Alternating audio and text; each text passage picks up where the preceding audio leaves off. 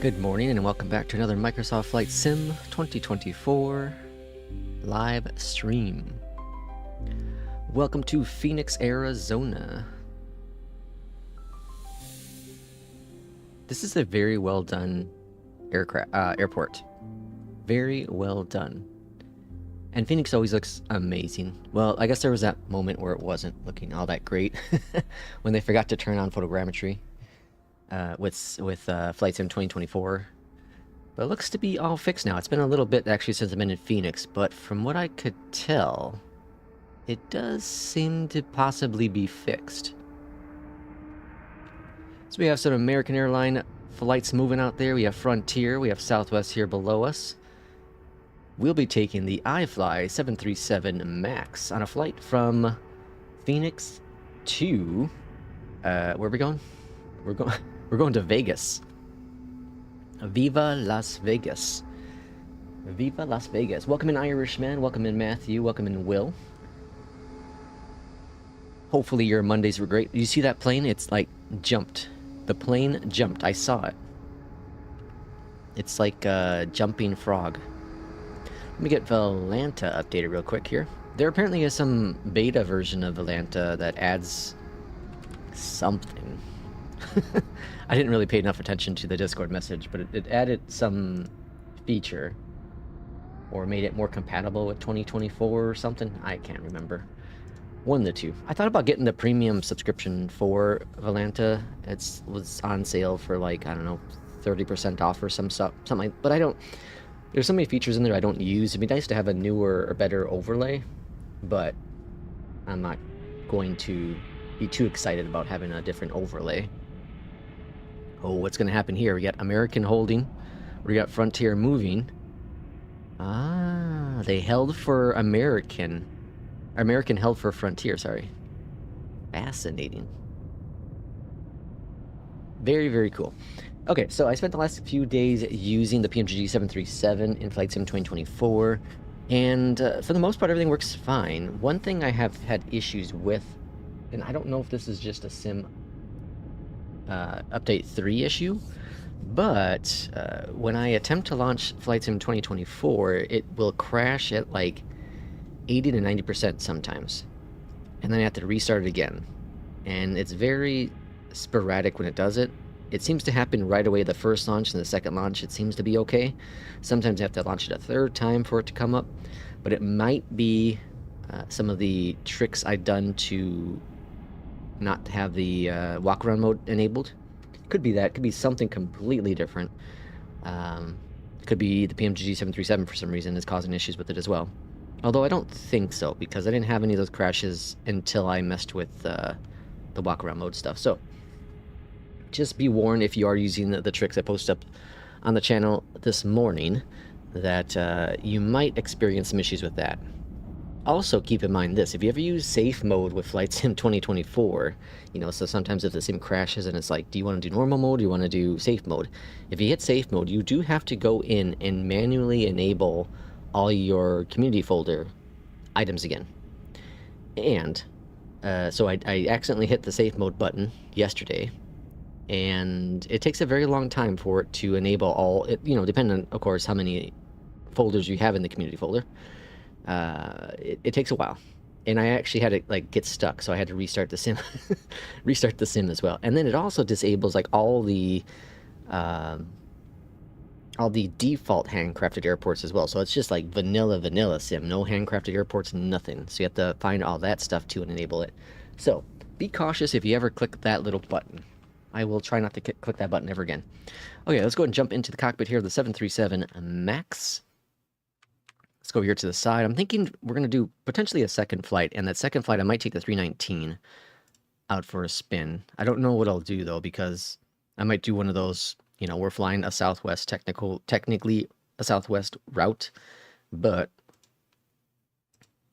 we're going to fly under a different airline. That might be the way to go. We'll see. I don't really feel like flying in France this morning. Maybe I go to New Zealand. I don't know. We'll see. Maybe we'll see what Irishman has in New Sky. Whoops, wrong button. Alright, up here we're gonna go navs. Window heat.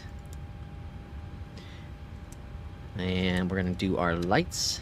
It's been an awfully quiet day, or quiet, what, 2 weeks in the flight sim world? Not a whole lot of news really coming out. Yeah, outside of course Sim Update 3, but I don't know if I really call that news because we've seen the notes forever. It was in beta forever. So we saw all the notes of it all happening. We knew eventually it was gonna launch, and we knew the day was getting closer. So I don't know if it's really that big of a deal. Although I guess for people who didn't use it at all, that could be, but I don't know. I didn't see that big of a deal. Alright, so we're gonna do 26, let's see, 27? We can do 27 probably, that should be just fine. Gonna be a little over with the weight, but it should be alright. Fuel today is 11,345. Taxi out, whoops, what did I do wrong? 11,345. Fuel quantity is out of range. Oh, I'm doing the wrong one, jeez. 11,345. 420. And taxi out fuel, or sorry, our trip fuel is 4067. And let's go ahead and see 134.6, 134.5. So we're slightly over what they expected. That's fine. That's fine. All right, complete that jazz. Let's go on down below here to the FMC. Go to the McDo, init, GPS, drop it in, route, and request it. One thing that's really been a difficult thing for me to continuously remember is the PMDG 737 does not auto-trim it. I've found myself many times on departure not having the trim set properly. FENIX is busy, and they make the A330 as well. That's... wait, what? Oh, they're making the... oh, yeah, Aerosoft's A330. I'm not holding my breath for that one. I'm not holding my breath for that one. We know FENIX is working on their stuff. And it's going to be a bit before we see anything from FENIX. I wonder what's going to be the next big thing. Like, what... I'm guessing it's probably going to end up being the 220. That's my guess. Okay, so we're gonna go reserves are 2. Oh, hold on. Jeez, wrong button. Okay. 0 fuel weight. Reserves are 2. Cruising up to 280 today. Winds are 185 at 22. And the temperature is 15 degrees already this morning in FENIX. Jesus. Okay, over here to the left, let's go ahead and copy this information. Flaps are 5, AC's on, anti-ice is off, clear all of that. 46 for the temperature. Takeoff is going to be 5 flaps and CG's trim set. Grand, beautiful departure. We're expecting 7 left for departure. Jeffer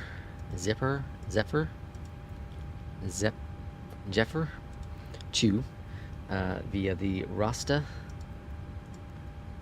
And arrival into Vegas is 26 left. I think that's what I had last night. I did the same, well, not the same flight, but I did a flight similar to this last night. Rockstar for Elda transition. Okay, that's all grand. Let's go ahead and get our clearance, shall we?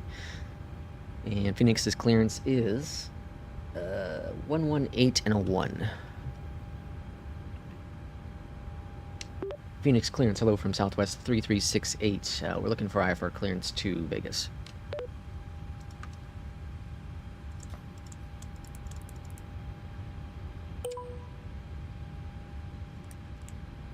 Southwest 3368, FENIX clearance, cleared to McCarran. Zephyr 2 departure with the RSTA transition, then is filed. Climb via SID.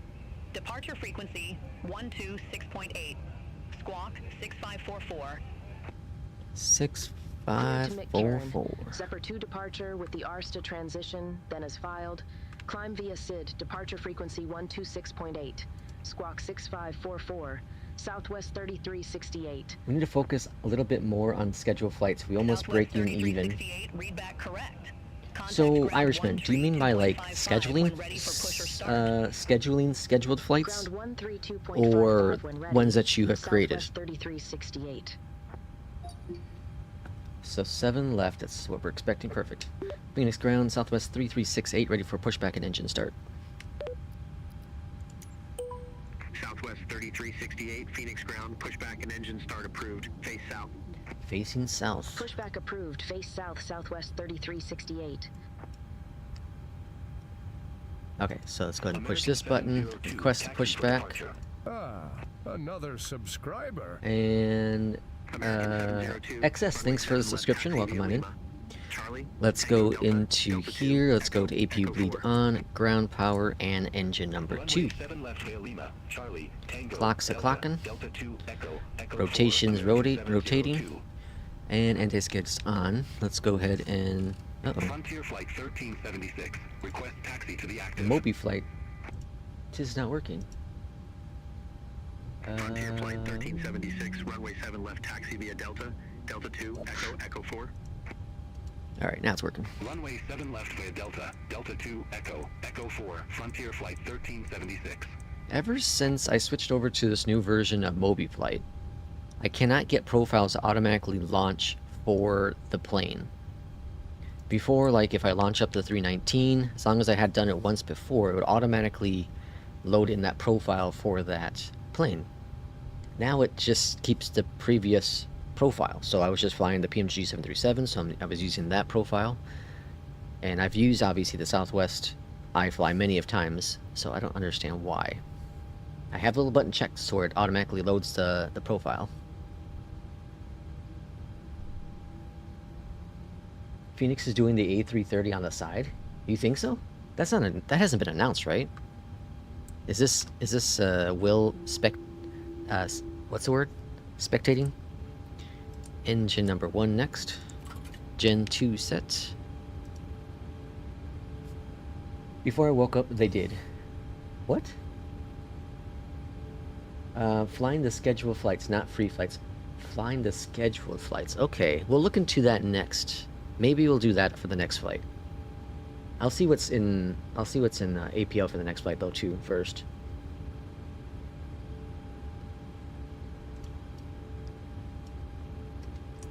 Laps 5.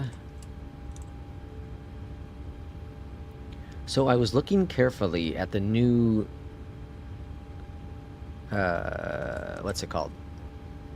Honeycomb Bravo quadrants that are coming out, the light version.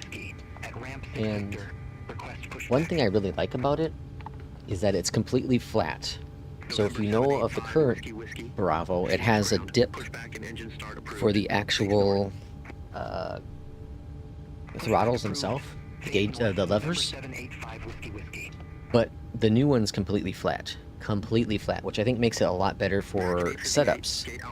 Because right now it has to hang over the edge. But with this new one, it's again flat, so it doesn't have to have that ledge anymore. So you do lose 2 levers, and you lose all the autopilot buttons and switches and all that kind of jazz. You lose an awful lot. But that maybe is a good thing. Okay, so engine number 1 is good. Let's go to gens. Phoenix ground, Southwest 3368, ready to taxi to the active. Southwest 1364, contact Phoenix Tower 120.9er. Over to Tower 120.9er, Southwest 13. Line up to 38. Southwest 3368, runway 7, left taxi via Delta, Delta 2 Echo, Echo 4.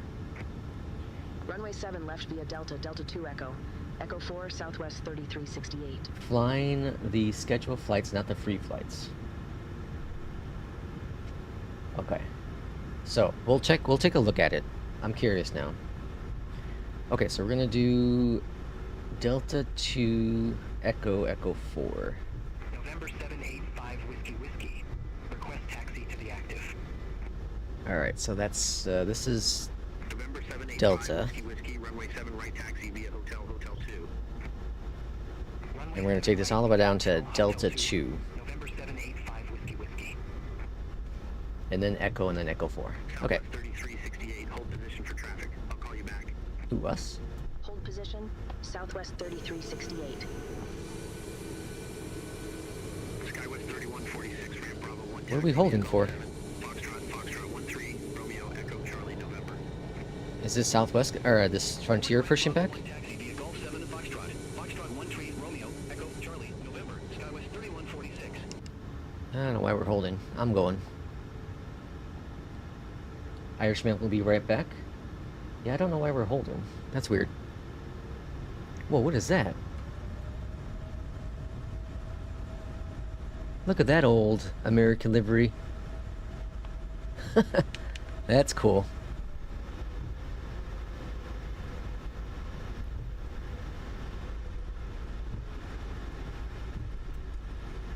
American 858, cross runway 7 left at Echo 9er.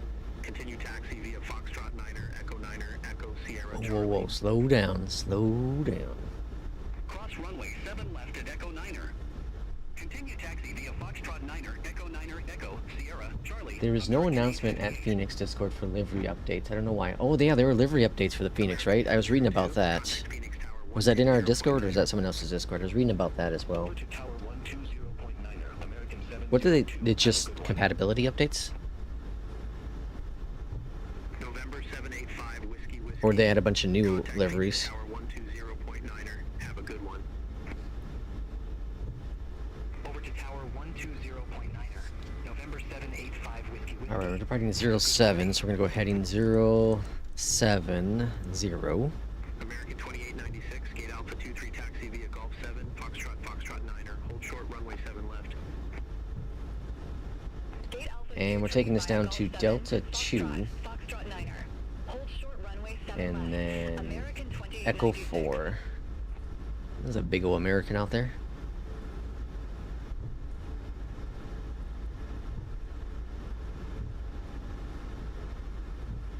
Okay, so this is Delta 4. American 2896, cross runway 7 left at Echo 9er.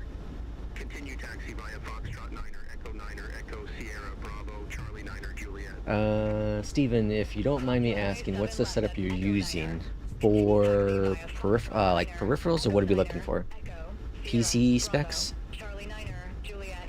American 2896. This is Delta 3, and we have Delta 2 here. 3368, continue taxi. I don't know why they told us to hold. Taxi Southwest 3368. Let's go look back there real quick.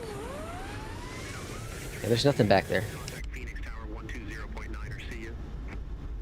Over to Tower 120.9. And then Southwest Echo 3368. Have a good morning. Yeah, this guy here.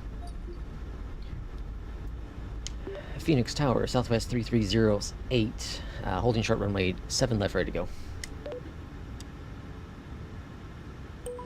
Southwest 3368, runway 07 left, line up and wait.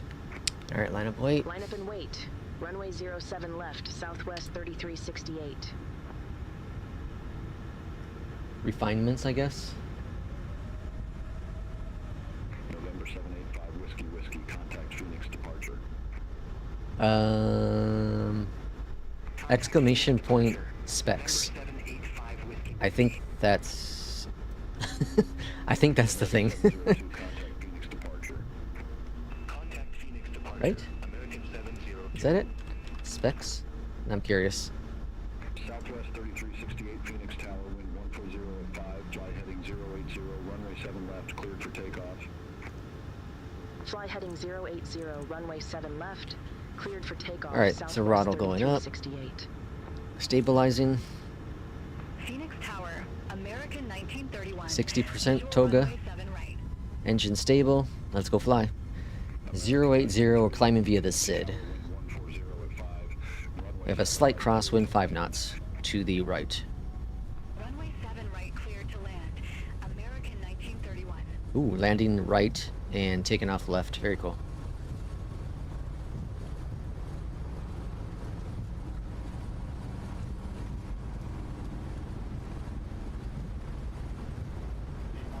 Rotate. Woo boy. Steady.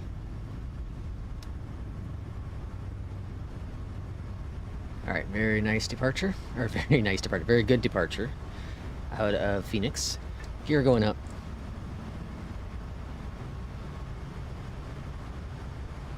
A bit of an FPS hit this morning. Southwest 3368, contact Phoenix departure. What is going on with this plane? What is going on up here? It looks like it's stuck. FENIX departure, Southwest 3368, 1,900 Yep. feet. Okay. It's gotta be multiplayer. 68 Phoenix departure, radar contact, cleared direct Spurkey, resume the Zebra 2. Alright, LNAV, VNAV connected. Cleared direct Spurkey, resume the Flaps Zebra 1. 2. Climb and maintain 14,000 feet, Southwest 3368. And flaps full. Or sorry, flaps up. Anti-skid off.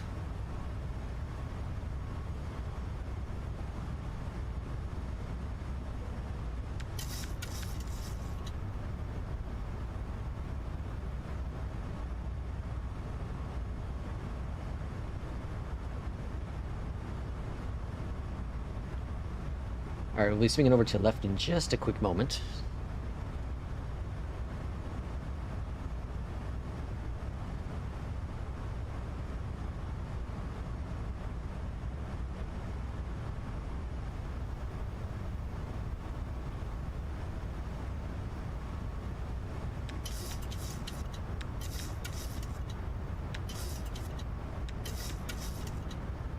Alright, a little bit of trim to balance this out.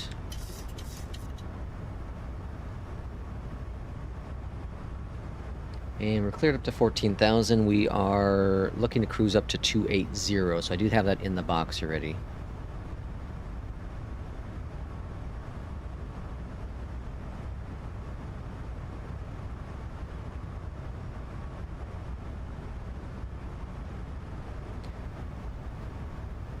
And 8,000.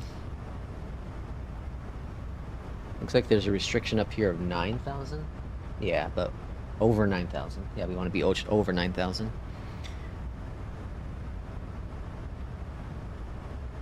Oh no, sorry, below 9,000. Well, either way, we got cleared at 14, so we can bypass that. American 702, contact Albuquerque Center 125.4. Whatever ATC says, that's what you do. Center 125.4, American 702.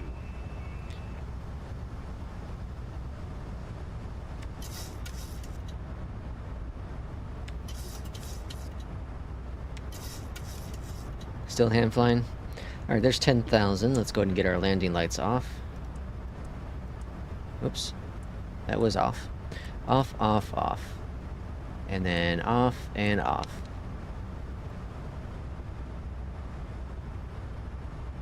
Southwest 3368, contact Albuquerque Center 125.4. Supposed to hit the other plane. Center on That's like bonus points. 125.4, Southwest If you're using a specific flight rig. Yeah, so no, this is a custom built rig I made over the past, I don't know, what's it been? 5 years worth of messing around and twiddling and tweaking and changing things around.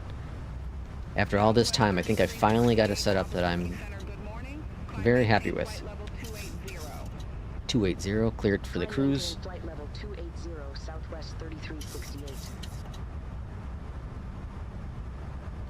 It's one of the things though with Flight Sim, you get so much information out there in terms of what you should ideally get, what works best for the sim and all that. Some people are saying the AMD CPUs are ideal for the sim. Some are saying that the difference between the Intel and a high-end AMD is minimal. Some people say don't get NVIDIA because of the frame gen. Some say get AMD because of its frame gen.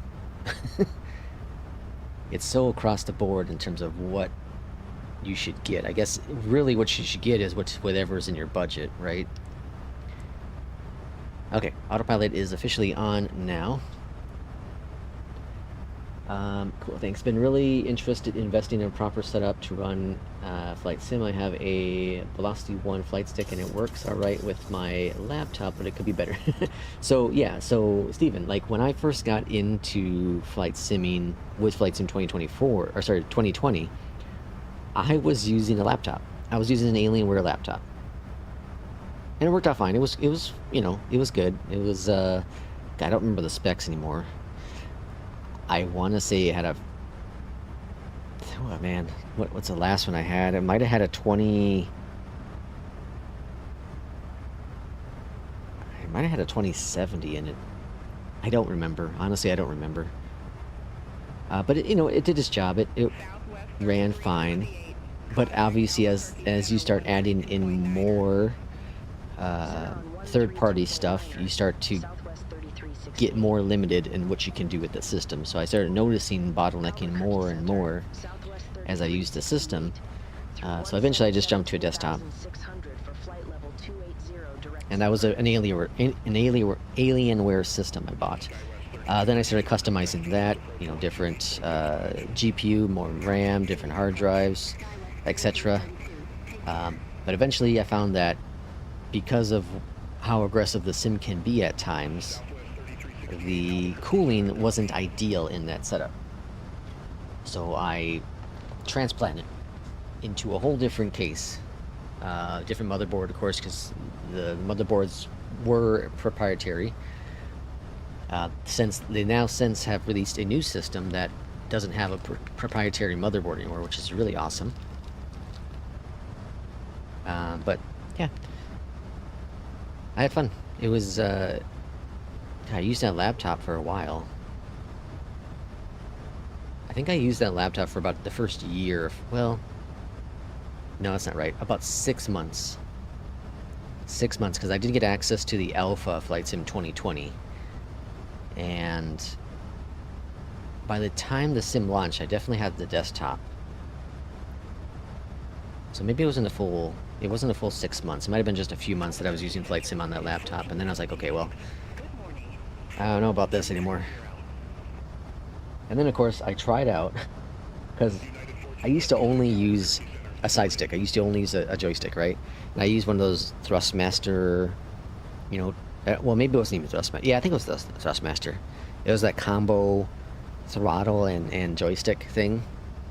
Worked great. It was fantastic. And I was like, nah, you know, I want to get realistic, and I'm gonna get a yoke. So I got a CH Pro. I didn't know it, and I hated it so much. Part of it was that I didn't understand how yokes quite work. They're not like a steering wheel, right? Where with the steering wheel, if you're turning right and you want to continue turning right, you're going to keep it right. With the yoke, you're not.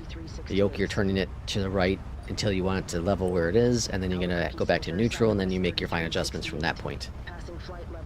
It's quite different. So if you go in thinking of it, it's like a steering wheel, you're setting yourself up for failure, massive failure. But also that yoke was just trash. It's an entry-level yoke, clearly. It also didn't work with the setup I had. I had to like take out a drawer from the desk I had. It was a mess. It was a total mess. Alright, this is a pretty short hop. This is 222 nautical miles, add in the you know, departure and arrival, and we're probably sitting at about 250 or so. So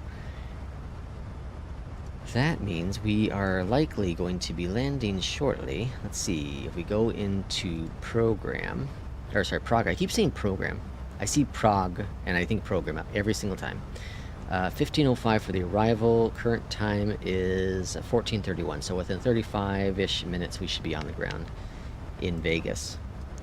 And this performance is kind of rough today. It's the damn OBS.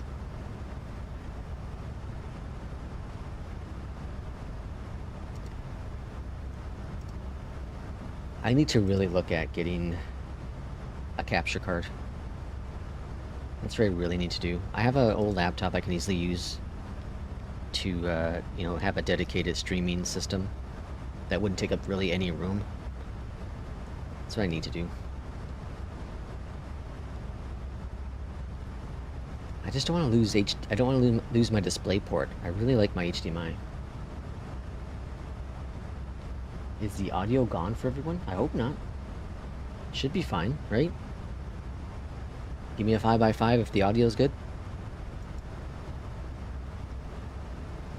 Alright, 2700.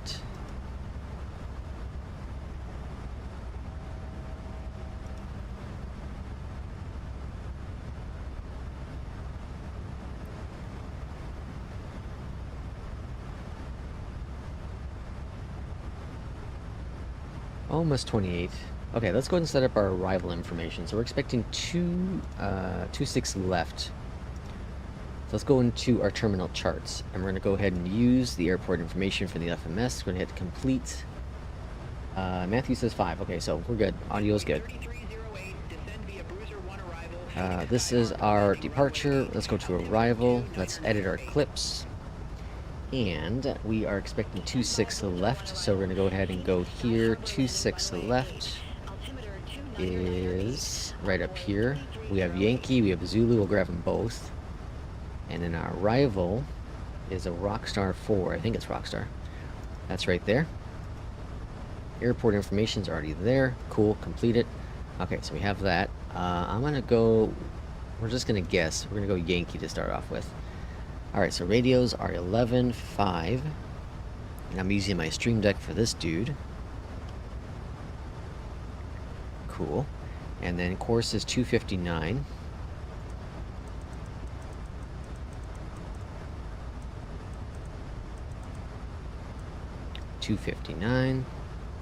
Then let's see, minimums are 2269.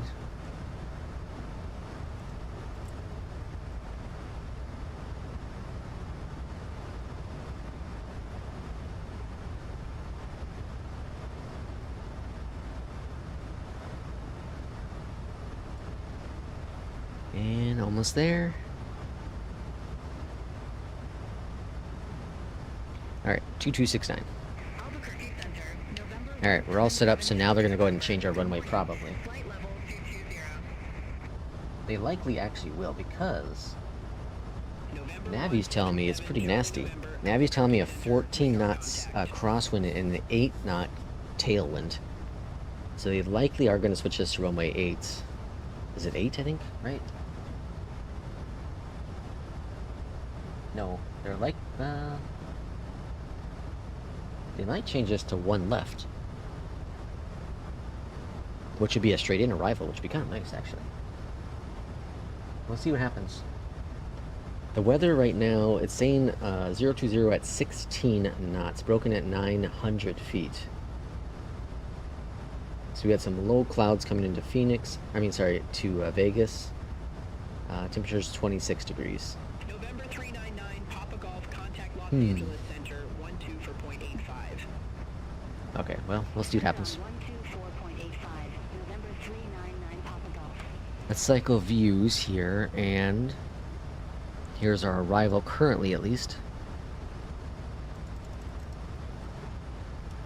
26 left, so 8,000 feet. Let's go ahead and pop that in the box. And then we'll ask them what was the airport? Was that in France? I think it was in France. We were trying to ask for the arrival, and it wouldn't give it to us. Albuquerque Center, Southwest 3368. What's our expected star and arrival runway into Vegas this morning?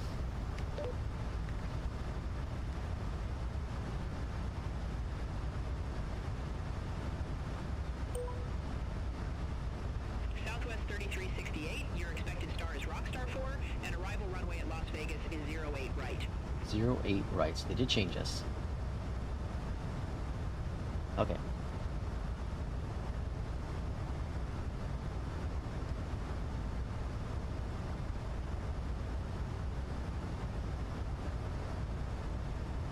Not a fan of that, because 8 right is a RNAV.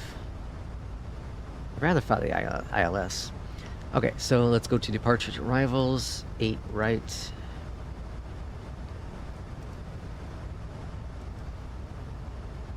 Right, RNAV. And this will stay the same, Rockstar. Good. Execute. Back to legs. Good. Got some weird crap going on there.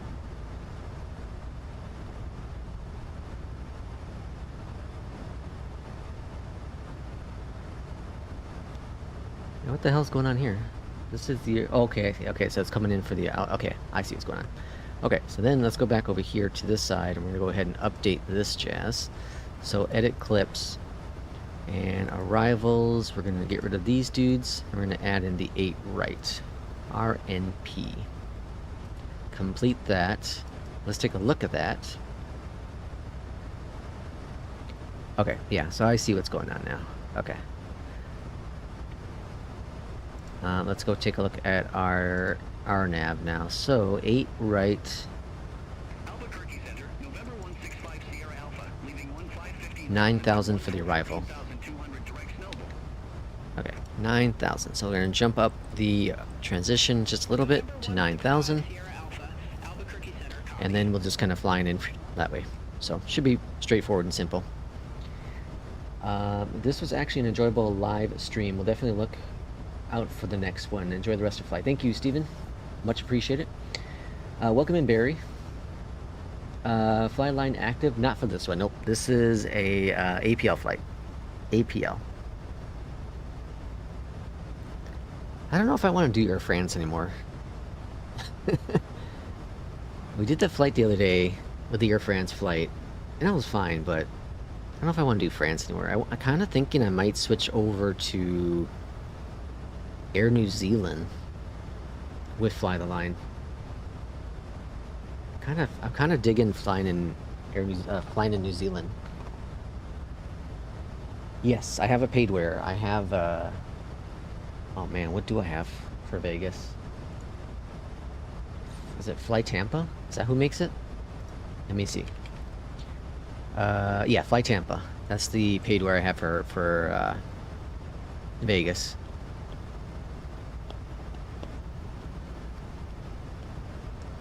I recorded 2 videos here recently. I did one, which turned out really, really cool. It was an approach into Tampa. Very cool, very, very cool with the weather and all that. And then I did one last night into Vegas. And those videos will come up here in the next week or so on the channel. But very, very cool. I liked how they turned out.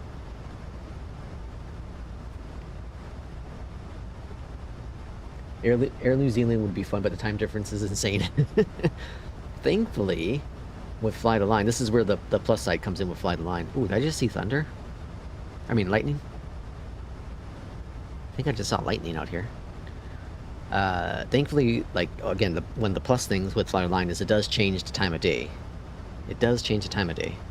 Because I do like to use real time, personally. And apparently the developer is open to adjusting things. So you're not using the same... So you're not using the time that it decides, but your time actually. Which I think will make a lot of people happy. I forgot to turn on Terra. Because I'm so used to flying in the PMDG now that it's broken. Yeah, I kind of dig in the Air New Zealand idea. I don't know if I have any of my Air New Zealand add-ons installed though. I'll have to check. Southwest 3368 Albuquerque Center, expect Rockstar 4, runway 8 right. We'll expect Rockstar 4, runway 8 right, Southwest 3368. Okay, we should get these descent instructions soon. So, Irishman was talking about that we should be doing more, book more flights, scheduled flights, right? So we go to scheduled passenger flights. And here's all the ones we currently have available. Albuquerque Center, Southwest 2880. Good morning. Out of flight level 1902 for flight level 360 direct Zephyr. Southwest 2880 Albuquerque Center. This is a short hop. Dallas to San Antonio. Dallas to George Bush.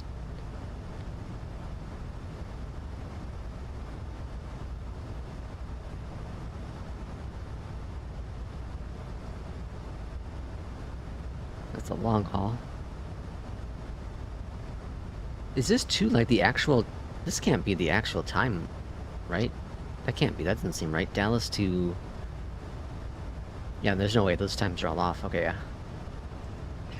This is a shorter hop.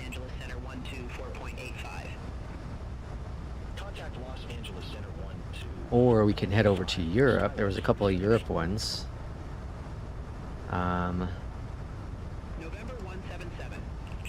Here's Amsterdam and Hamburg. Contact Prescott approach. November 177 Charlie November. Take care. that a long haul though? Southwest 378, contact Phoenix approach 128.65. Have a good morning. That seems like a long one. Approach, Southwest 378. There's a shorter one. They're Dublin to Amsterdam, right? I like that idea. Dublin, Amsterdam. Maybe we'll do that one next. I like myself some Dublin. Okay, so we'll consider that a possibility. Albuquerque Center, expect radar vectors, runway 3. Expect radar vectors, runway Alright, top descent's coming up pretty quickly. Sierra Alpha. Here comes the soup. But the scheduled flights have no London hubs, which is why I do free flights generally. Still debating whether to extend the on-air subscription. Brim, welcome in. Yeah, Barry, that's a good question. One, like, I considered it, you know, jumping into on-air again, but it's such a grind. And okay, Barry, do you use how do you fly? Do you fly mostly GA? Do you fly airliners? Southwest 3368, descend via Rockstar 4 arrival, McCarran Airport landing runway 8 right, altimeter 3003. 3003. Descend via Rockstar 4 arrival. The cool thing about the PMDG, or sorry, the 737s is you can set the altimeter so that when it comes time, you can just click the little button and it'll go to 3003. Southwest 3368, contact Los Angeles Center 134.65. Brim, I think I know Irishman's working on the hub stuff. I thought he had London in there at some point, but maybe he changed it because of the economy. You know, with New Sky. Flight level 280. Southwest 3368, Los Angeles Center. I feel like on-air is ideally meant for GA. Like, you can do obviously airliner stuff, but I feel like it's mostly meant for GA. Unless they've changed some things, you know, since I haven't used it in, what, a year and a half or so. Has it been that long? No, it's been about a year. It's been a year. BeyondATC just gave me an invalid route, or invalid frequency. Yeah, I've had that a couple times too. I've also had times where the charts don't match what the real world charts, well, you know, Navigraph charts don't match BeyondATC's frequencies. A lot of regional airlines, I think. Okay. It says 121.870 for clearance, but that's not the valid frequency. Yeah, I've had that too. Yeah. Those ones reported though. Reported in their Discord. What they should offer is a button within BeyondATC. Like report issue, hit the button, and then type in what the issue is and it sends it off. That'd be really cool. That'd be really, really cool. Be super helpful, because then you don't have to go into your Discord and you're gonna go find the section, right? You just go from a drop down menu. Frequency, traffic, you know, etc. Get a little bit of icing building up on the windshield here. Let's throw on some anti-ice since we're in the soup.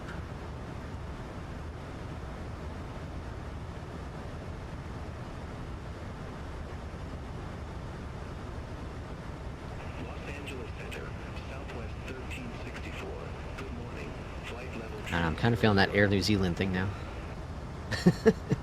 I don't think I have my airports installed. I don't think I do.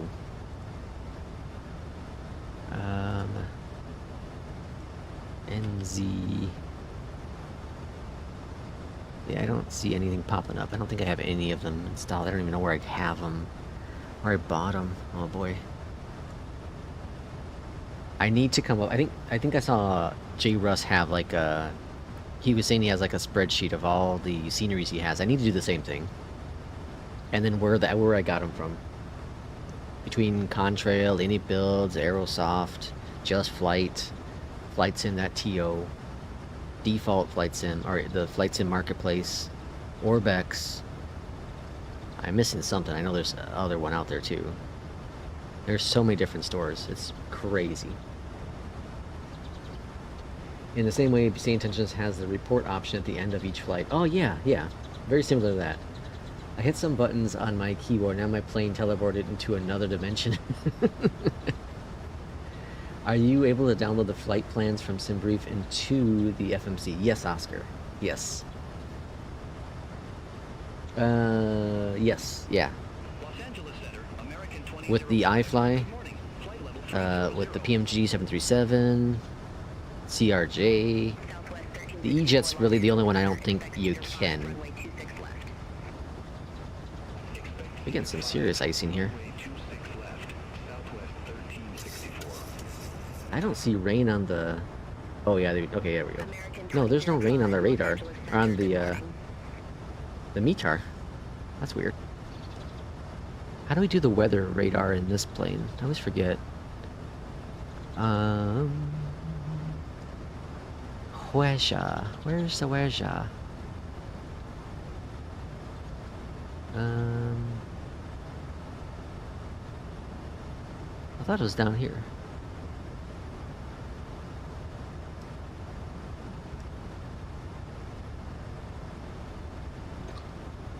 Maybe not.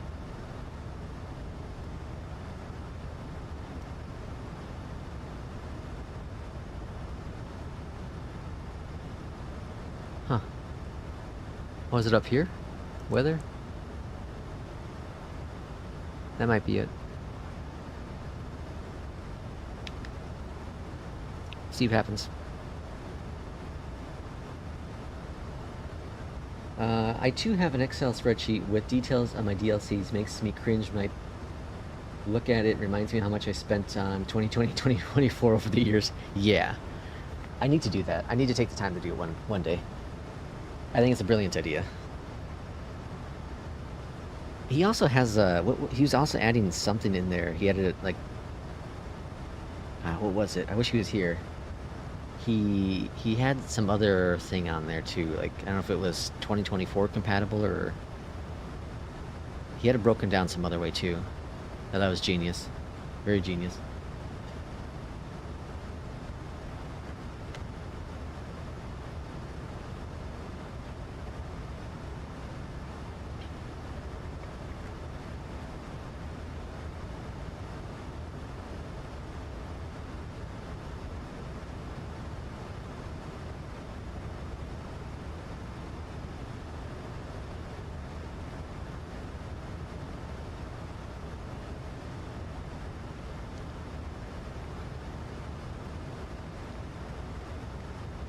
Alright, well I think the arrival is going to pretty much be this way all the way because we have overcast at 12,000 and then we have broken at 900.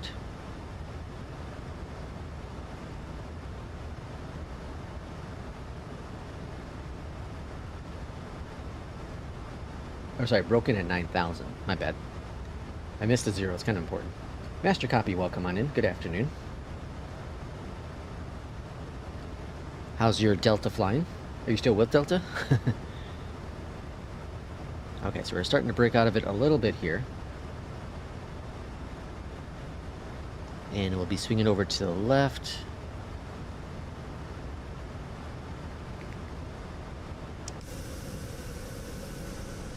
That's a heck of a storm, though. Oh, yes, here we're breaking out of it right there. You can see the ground.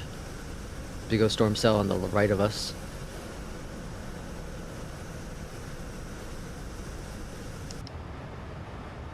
Okay, so now we can hit standard pressure, and that's going to go to 3003. Oh yeah, just got back from your trip. How was the trip? You're going to pop some awesome pictures in Discord? Alright, let's go ahead and bring out some speed brakes.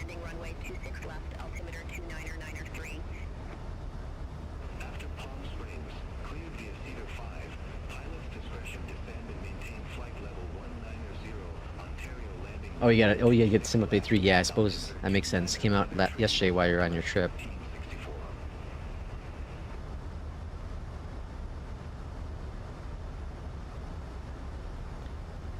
Alright, speed's coming down. Looking good. 16,000. Speed brakes are stowed.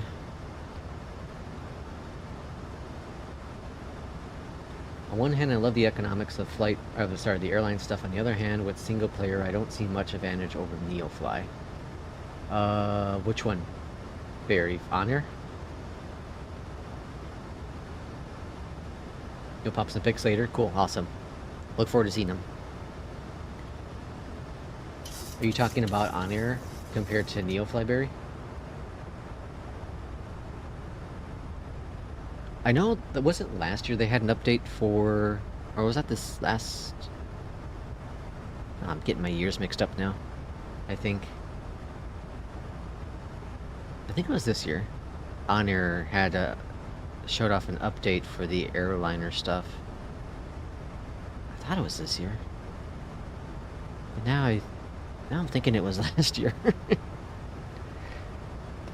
They all just blend together sometimes. Southwest 2772, Los Angeles Center, expect Hyder 1, runway 8. I wonder if I can see it on their website. Now I'm curious. Expect Hyder 1, runway 8, Southwest 2772. Economic flight plan. Alright, so here's On Air's website. And let's go to news. Dev update. This was at the Flight Sim Expo. You got a performance update, faster and smoother. Industry update, production chain helper. Well, that seems to be updated. I don't remember it looking like this. Production zones, dispatch hub, 3D models. I didn't really care about that stuff. And then what's next? We're focusing on improving the user interface. Okay. And then we have the Expo winners, special raffle, Dev update. This is from June.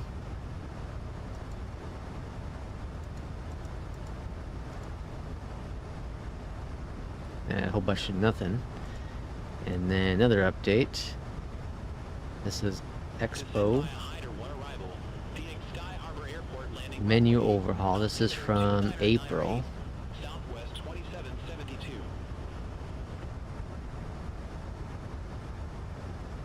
Southwest 4544, Custom regular route enhancements. Center on 128.45, Southwest 4544. Have a good one. Favorite airports to create route network. Digital theme park. What is that?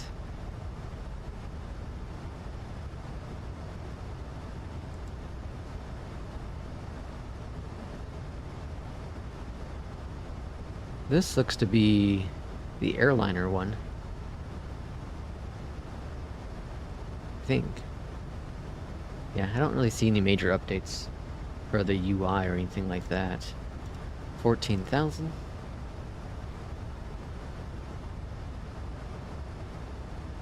Okay, Barry says On Air and NeoFly. I see, like, Kip's been using the FS Economy, which seems kind of interesting. That uses FS Hub, right? I haven't really looked into it very much. So this is FS Economy. Or I don't think this is what he's using, though.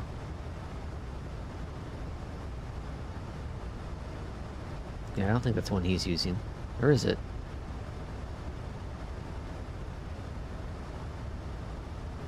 Maybe he is. Because there's FS Hub.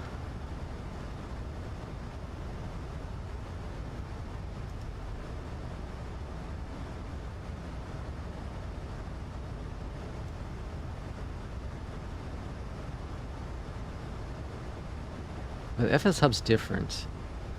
What is this? Flight Sim Guesser? American 2804, Los Angeles Center, expect Hyder 1, runway 8. Here's all the people using FS Hub. Expect Hyder 1, runway 8, American 2804. I didn't think it was FS Economy. I thought it was FS Economy he's using, but that doesn't look like... 1964, contact Los Angeles Center. This is a different FS Economy. Center on 2815, Southwest 1364. Have a good one.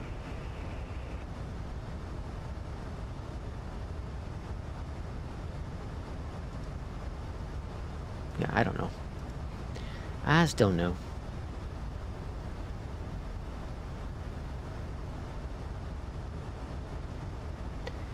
Matthew says you were right. Changing traffic to 90 FPS looks very way smoother. Yeah. The traffic is it's impressive, the difference. Okay, so we have a disco here, but we'll likely get clear for the RNAV. So I'm gonna go ahead and just clear out that disco. Oops, yeah, turn off anti-ice. Okay, then let's go ahead and clear out that disco. Here's that disco, so let's go to Jaeger. Bring that up to vector, execute. Okay. And then that should bring us straight in for the RNAV, and then we're going to turn in. I don't know if I've gotten 8 right very often. Going into Vegas. Pretty sure yesterday it was 2-6 left. I've gotten 1 right. But 8 right, I don't know if I've actually landed 8 right before in Vegas.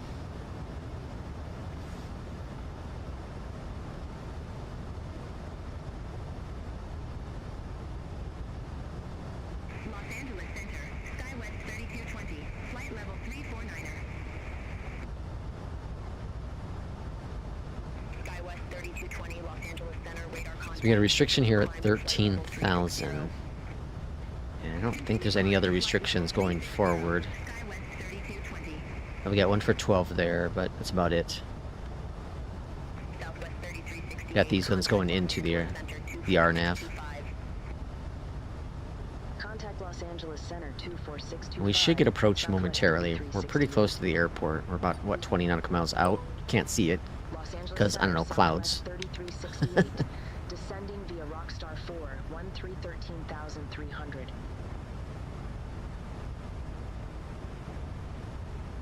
Southwest 3368, Los Angeles Center. Let's see, what is our expected VREF? 147. I'm going to keep that on the screen. 147 for the VREF.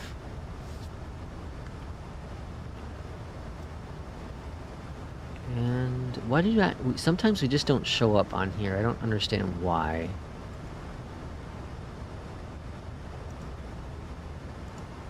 Like, it seems to work at times and other times not.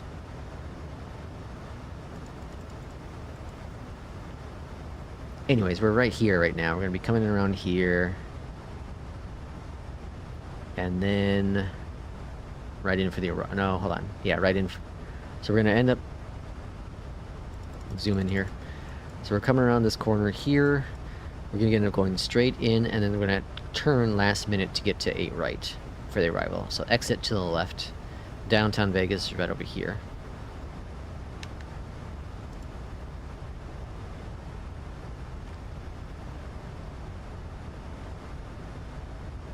And this is the clouds look like they change over class 11,000, so we get about another 2,000. Now we probably got another 4,000 feet worth of clouds here. Got some sun breaking over here on the left, though.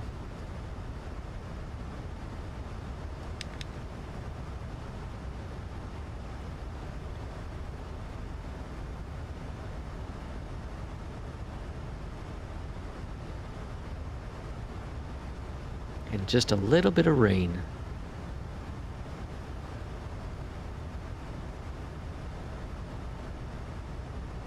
I feel like we're going, you always feel so slow when you're going through the clouds, because you really can't see much.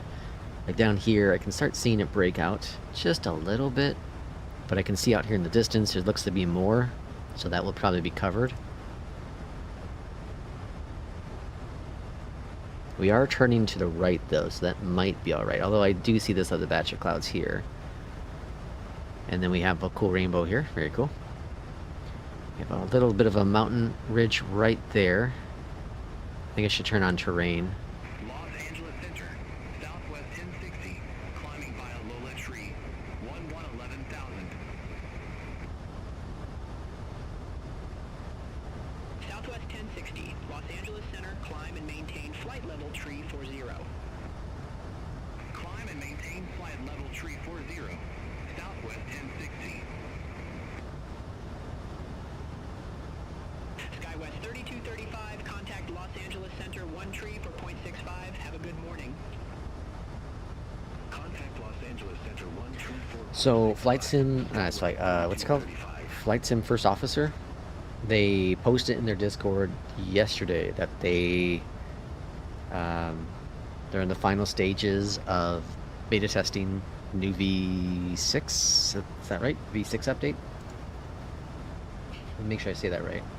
American 1867, contact Los Angeles Center tree for 65. Have a good one.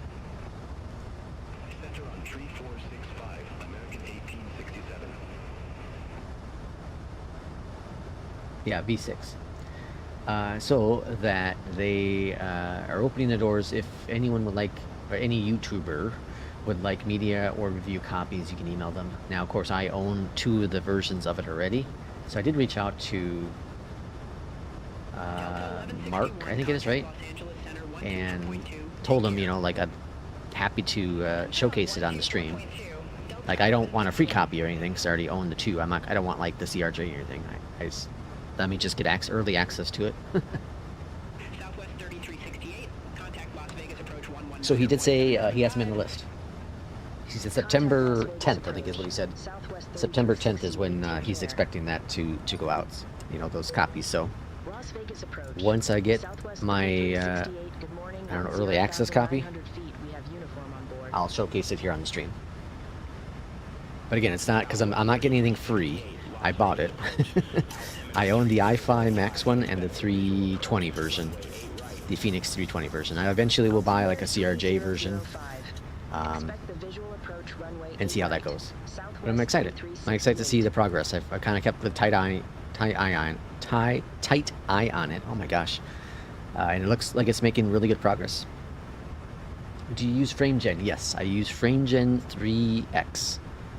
So it does cost me some latency. My latency is 28 ms a lot of times, so it does definitely cost latency. But for me personally, with the sim, I don't really need to worry too much about latency. Like, sure, your controls then are a little bit off. You know, it's a very minor differences, but we're not talking about a, you know, an FPS. You know, first-person shooter. We're not talking about that. With an FPS, you need to have, you know, low latency. With a flight sim, I don't really think latency is as important. Obviously, if you're in like the 50s and stuff, you're going to start seeing some weird, you know, when you move your controller, you're going to see it delay a lot more. But I think 30 FPS is fine. Or 30 ms delay is fine, is stable. Ideally, yeah, I like to have it a little bit lower. You know, low 20s would be great, but it's fine. Alright, there's 10,000, and landing lights already turned on, right? Yep, your landing lights are on. Alright. On approach into Vegas. We should... Oh, we are in Vegas approach. Okay, I was saying we should get handed off to them shortly. So, let's see. Got a mountain up here in the distance. It looks like we'll be tagging along here to the side. Yeah, so we should just shimmy off. I think we're going to shimmy off to the side a little bit. I turned on the terrain because I'm not familiar with 8 right at all. Okay, and I'm looking at the RNAV. Let's go and look at the RNAV approach real quick.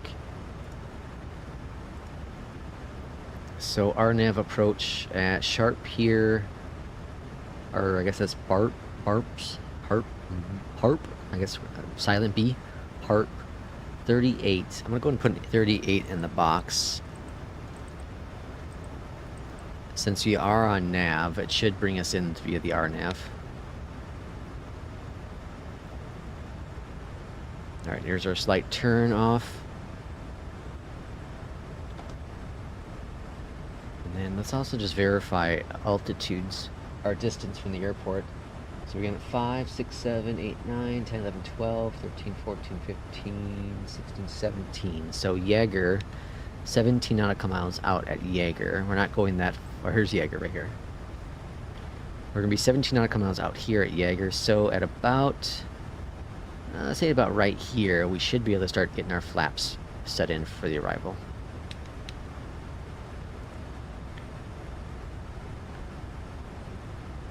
And our clouds are still at, oh, now we got clouds at 6,000.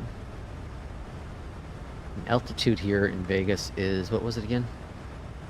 25 for the minimums. Altitude's at 2,000, so we're gonna have about a 4,000 difference as we come on in. Do you plan to ever fly any Gulf carriers?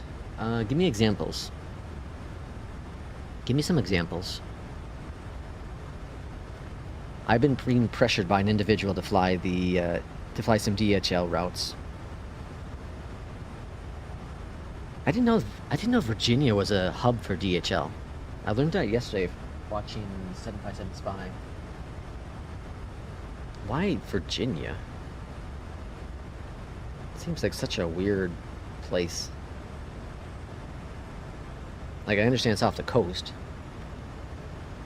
but I don't know, it just seems kind of weird. Virginia?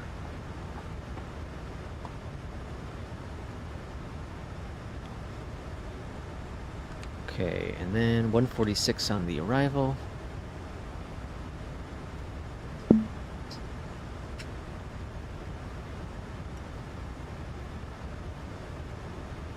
Starting to break out a little bit with the visibility.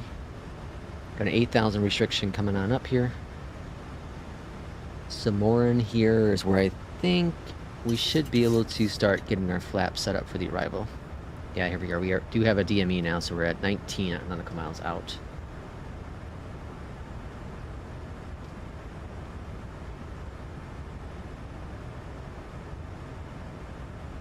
Airport's probably not going to be in sight yet because of the clouds.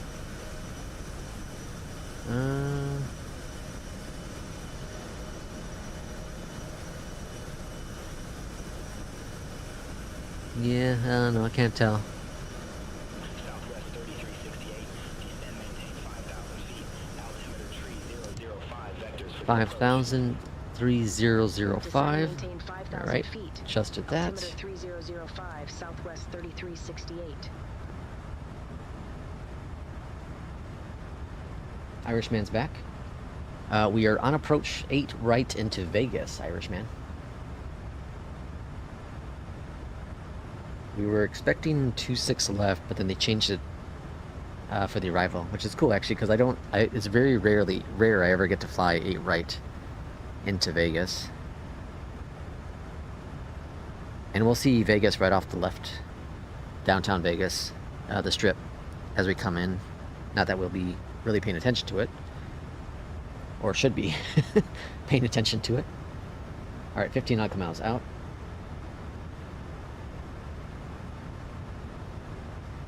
Did you do an Aer Lingus week now? I'm not. Yeah, I was thinking about it. Like that, we might do that New Sky route next. We might do that one. Dublin to Amsterdam. Amsterdam. What is it? Yeah, Dublin to Amsterdam. I think that's what it was. I want to check the distance though first. I think that's like 200 or 250 nautical miles. I think it's around that. So I'm game to do that. All right, there is the Vegas Strip. Airport should be coming up shortly, popping in. It's such a beautiful airport. Yeah, absolutely. MK Studios, Dublin, gorgeous. We've done so many flights out of there recently, especially with Fly the Line. I was doing Aer Lingus for a while, and Ryanair as well. Oh, you didn't realize you own Dublin? U.S. routes are smaller distances. Yeah, I saw that. I was considering doing that. The Dallas to San Antonio one, because I own San Antonio's deals. The Innobil San Antonio. But now I'm kind of feeling like I want to fly the Europe one. I want to fly Air New Zealand. But I'll do that another time. Alright, let's go ahead and start bringing in flaps, or bringing down flaps. A little late now. This is a cool arrival now with the sun coming up, with the clouds in the distance. Alright, field's in sight right there. We have the field in sight, Southwest 3368.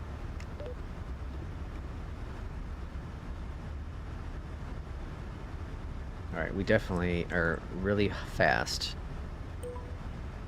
These speed brakes don't seem to be doing jack. Alright, let's bring up those gear, and we're probably going to get docked some points here. Southwest 3368. Come on, slow us down, slow us down, slow us down.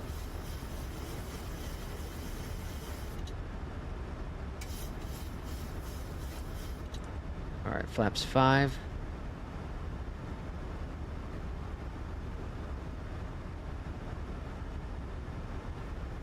And we're clear for the visual. 8 right.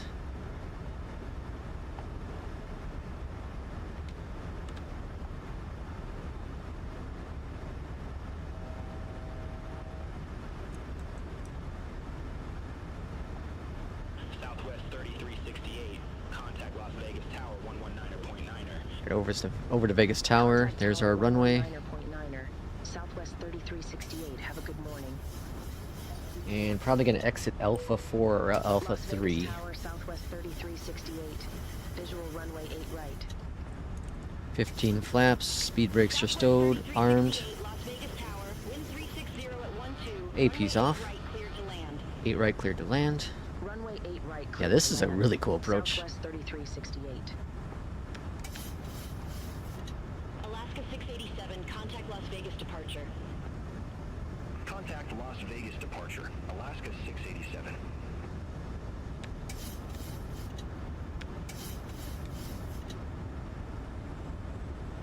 Alright, we're going to go ahead and disable terrain. And flaps 30. Runway 8 left, RNF to FLAR, cleared for takeoff, southwest Whoops. 3451. Approach mode. 1,000. P2, welcome on in.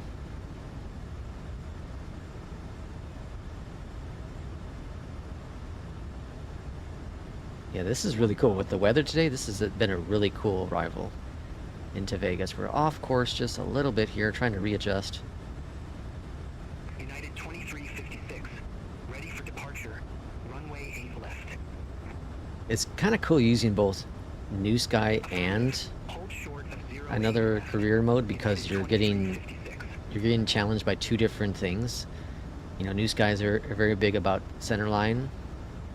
Fly line's very big on touchdown zone. APL's big on lights and speed. United 2356. I feel like we're awfully slow on this approach. Line up and wait. Runway 08 left. United 2356. Alright, so they're taking off 8 left. We're landing 8 right. So we can see the line up there. We can see 2 planes. One there, one right there. Southwest 3451, contact Las Vegas departure. Contact Las Vegas departure, Southwest 3451. 300.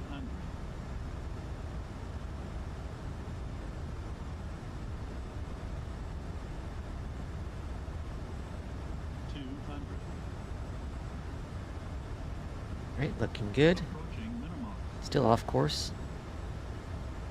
100. United 2356, Las Vegas Tower, wind 360 at 12, RNOF to FLAR, runway 8 left. Auto throttle's not disengaging. Runway 8 left. RNF to FLAR. So yeah, so it seems to be the RNAV that's causing issues. 10. Floating this one down. Ouch. Yeah, that's not gonna get. That's not gonna be good at all. 331 or 339. Southwest 2282. Ready for So I wonder if I'm supposed to disable for RNAV approaches. Are you supposed in the Boeing 737s? Are you supposed to disable the auto throttle? 368, exit left at Alpha 3. That's 2 flights with the RNAV that Exit left at Alpha 3, Southwest 33. it didn't disable.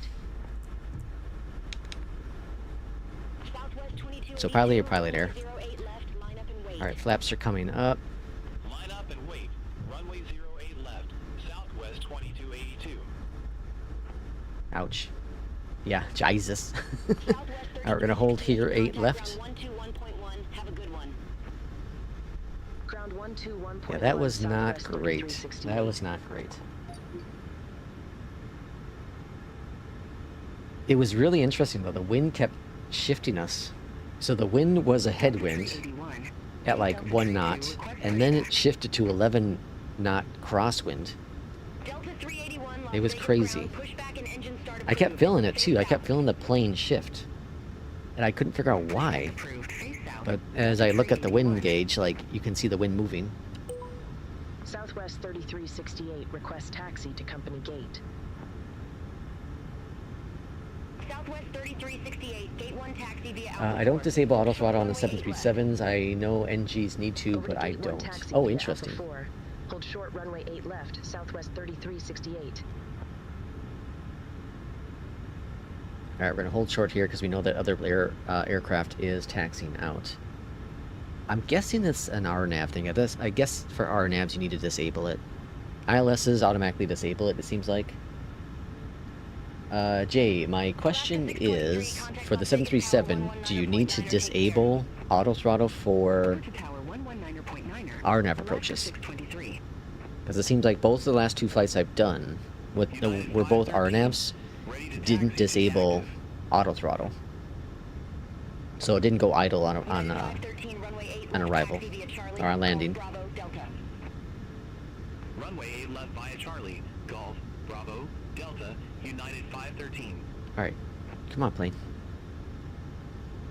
Southwest 2763, contact Las Vegas Tower 119.9er. Over to Tower 119.9er, Southwest 2763.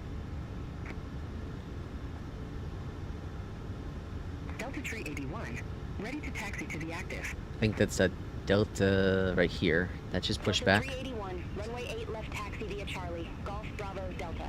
Alright, we're never gonna cross this runway. Runway 8 left via Charlie, Golf, Bravo, Delta. Delta Tree 81. I'm gonna see what happens on this departure. For this United 664. United rate. Delta 56, request pushback. Jesus.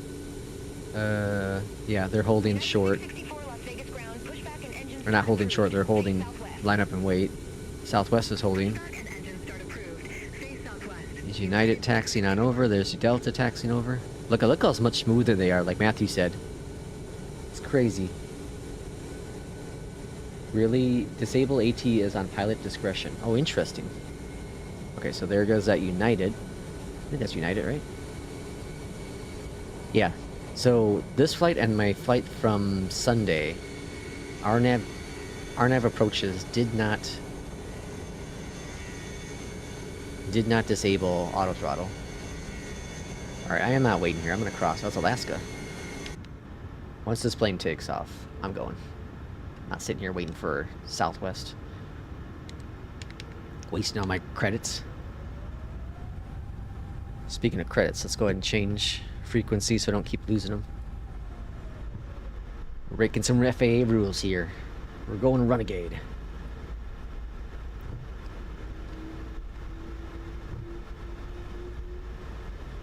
Okay, so it looks like they're taxiing Charlie, so I'll just take I'll take Charlie down to gate. Or sorry, take Charlie to... Yeah, take Charlie to Charlie.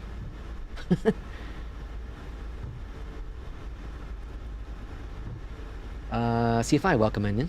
Welcome on in. Hopefully your Tuesday's going great. We had a great departure, we had a questionable landing, and we're determining what the next flight's going to be.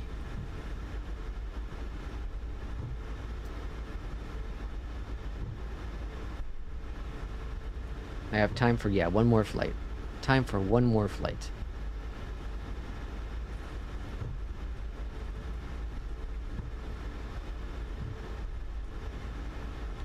So we'll cycle the sim. I'll look at the distances between the two flights. As much as I want to do Air New Zealand, I'll set that up another time. Maybe that'll be for the next stream. Get some 319, or I guess they fly the 320s, 321s.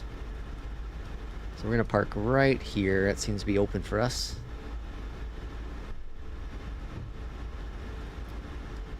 Taxi lights are off. Trying to turn off.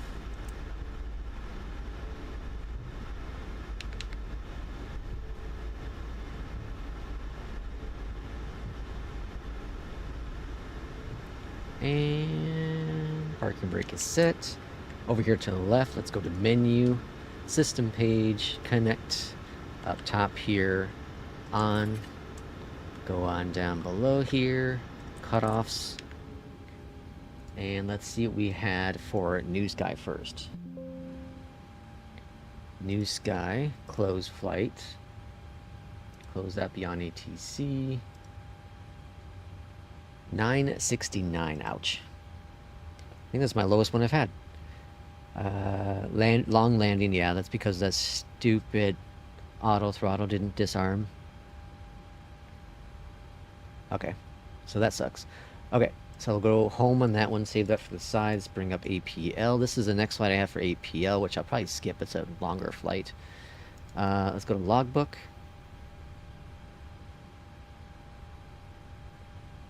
And a 98. I did good. I had hundreds there for a while. 330, so yeah, it's a little harder on the landing. A little harder on that landing, but it worked out. Alright, this is my second flight, or is this my third flight this week? Oh, fourth flight, jeez. Fourth flight, alright. Oh, there's an event in 2 days. Oh, what is this? Ooh, that's a long one. Never mind. Okay, so we'll close out that. Let's go and cycle out the sim.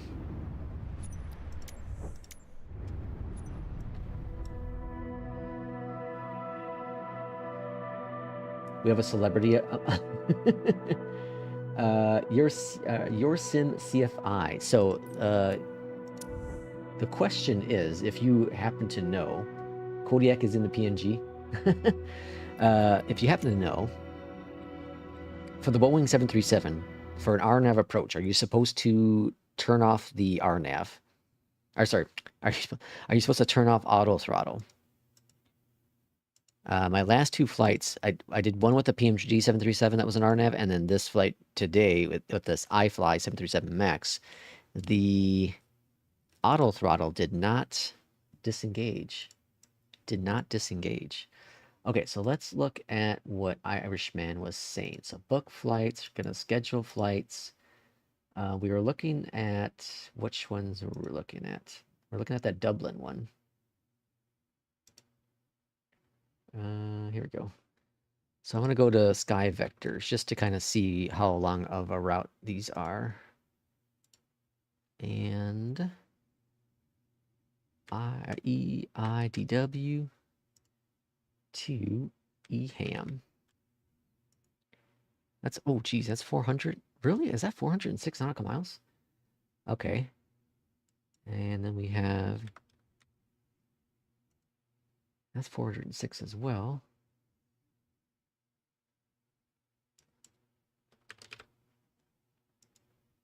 Oh man, those are all long hauls. Okay, I guess we're not going there. But this Dallas one is shorter, right?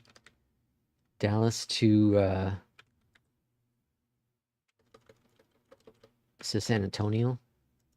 Yeah, it's 214. All right. I think that decision's been made.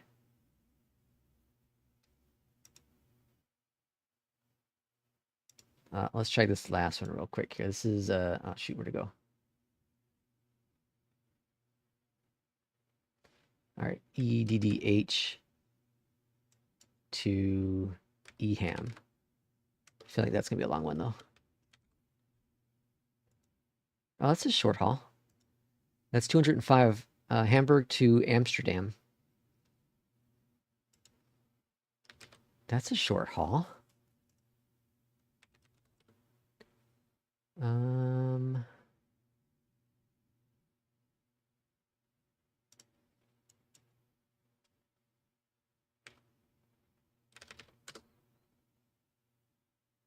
I don't have, is there freeware? I don't have an, I don't think I have Hamburg.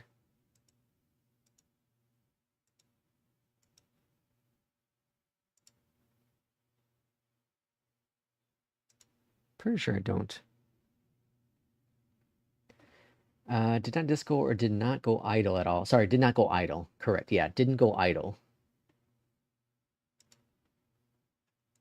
So yeah, typically it will go idle at whatever. Yeah, 30, yeah, 30 feet. Uh-oh. Oh, what the hell?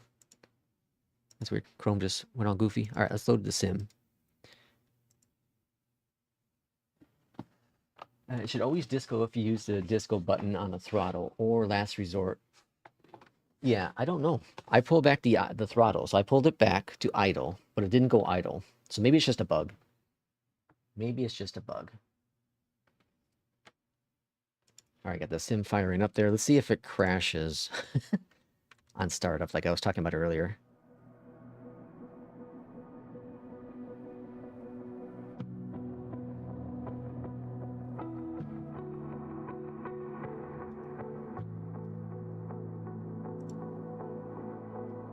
Now, I'm just verifying I have my init builds installed.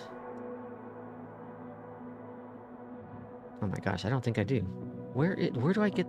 That had to be from the init builds manager. Oh, well, whatever. We'll just do default airports.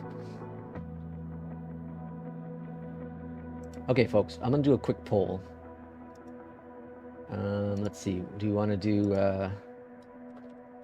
flight? We got the Europe flight, or we have the Texas flight. All right.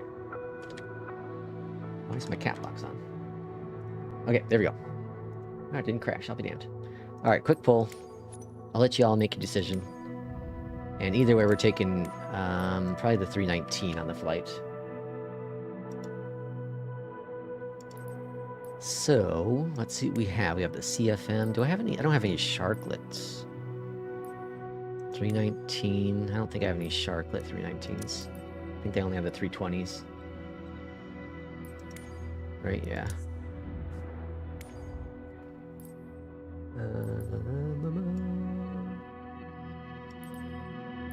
319. Typically, livery overrides the default here, but it's not, so that means I don't. Yeah, okay. So we're just taking the 319. I'm gonna do the CFM. It should, in my opinion, maybe it won't if you're on an LNAV, VNAV, or LNAV only, but IPV it should. Okay, so it should. So it must be. I must just have some technical issue, I'm guessing. Thank you for the information, though. Very much appreciate it. Okay, so we got a 50-50 right now. We need some tiebreakers here. That depends on our where we're flying. Depends on our livery. I'll give it another couple seconds here, and then I'll make the decision. I'll be the tiebreaker if we don't get a tiebreaker. Europe or Texas, I guess, for the next flight. And this is going to be from our scheduled flights in New Sky. New Sky.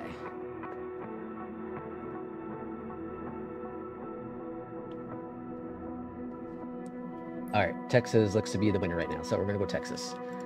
All right, so let's go over here, and we're going to do... So it's Texas. American Airlines flies mostly out of Texas. So let's do that. Save it. And let's set this all for real time, live, save it. And then KDFW, DB. All right, so my mission over the next week is I'm gonna get a spreadsheet of all my, I'm gonna go to all the stores I own, all the stores I think I have, figure out all the crap I have, get a list going. So in case I have to ever reinstall Flight Sim or lose my community folder, at least, let's see, 319. At least I know where I have them from. Okay, so we're gonna book this flight. Flight must be scheduled 10 minutes from departure. What's going on here?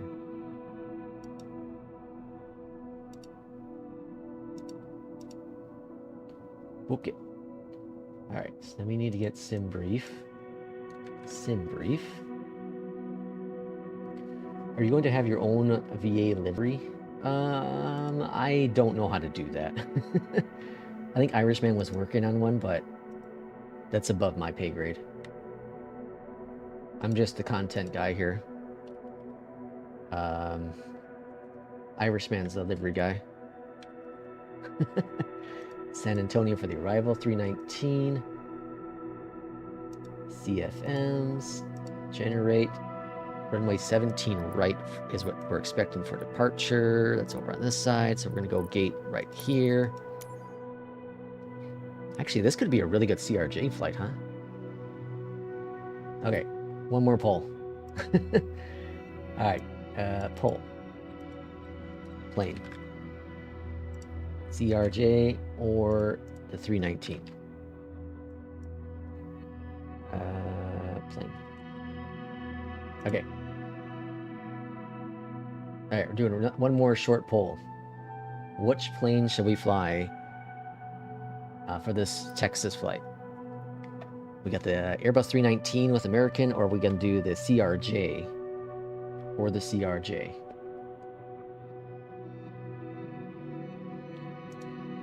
We haven't flown the CRJ for a bit, so I'm not opposed to that. Plus, it's a short regional flight. And we have the CRJ in... We have the CRJ, don't we? In New Sky? You added that. Yeah, we should have it. Your Sim CFI? No, you know I'm going CRJ. I think we have the CRJ. I should probably check. Yeah, hold on. I can't edit this flight plan, right? Let's bring this up on the screen. I can't edit this, but I can book it. Alright, let's go to scheduled, FlightLex, and then we're doing...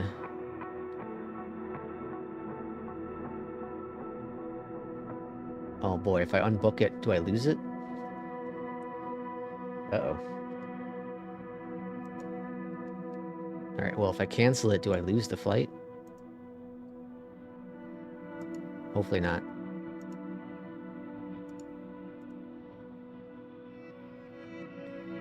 No, it's right here.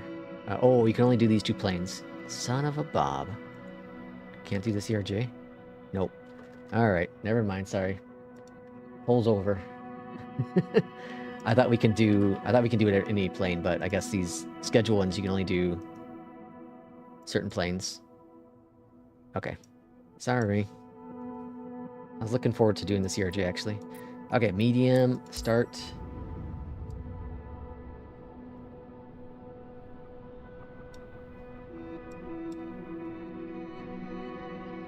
Okay, that means we're doing the CRJ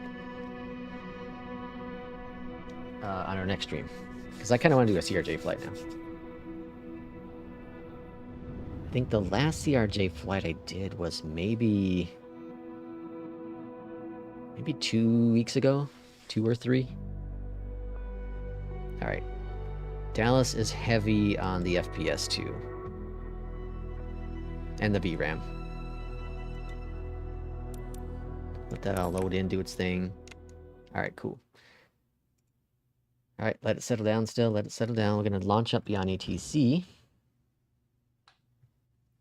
And going to make sure our flight's going with New Sky.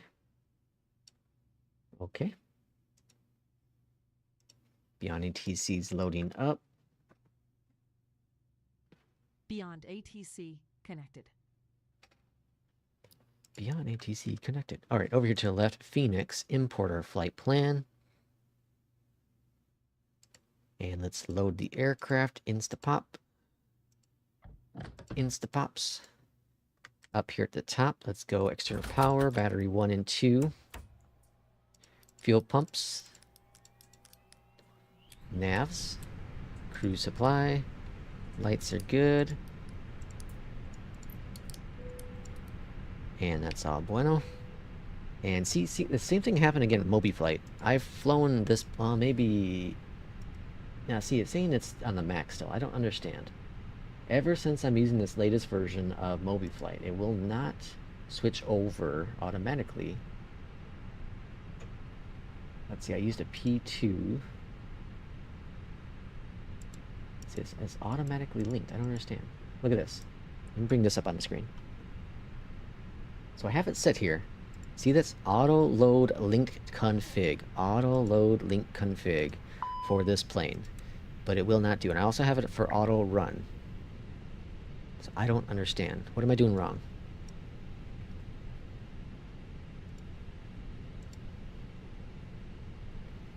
Okay, that's all good. And what are we looking to do next? Next, we got to go down here.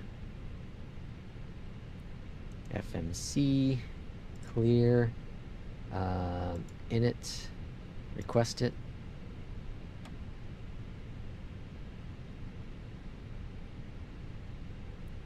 And let's bring up our briefing panel. Fetch it. We are American AA3, or sorry, AAL 516. Cost index is 8. And cruising up to 300. Really, that's awfully high for this short flight. Get rid of that guy. Let's go over here to the left. Let's load that stuff. Load that stuff. Go over here again. Oh, we could have done... No, we still can. Okay, hold on. So we're going to go to ATSU. ATC menu. No, that's wrong. AOC. Flight init. Request it. So we're going to initialize the flight. There we go. Then we're going to go to request. Request pre-clearance departure. We're just going to randomly pick a gate, randomly pick our ATIS, and our airport is KDFW. Send it, and now we'll get CPDLC from BeyondATC. Okay, that's all good there. Performance here is all good as well. And this is going to pop up here in just a few seconds.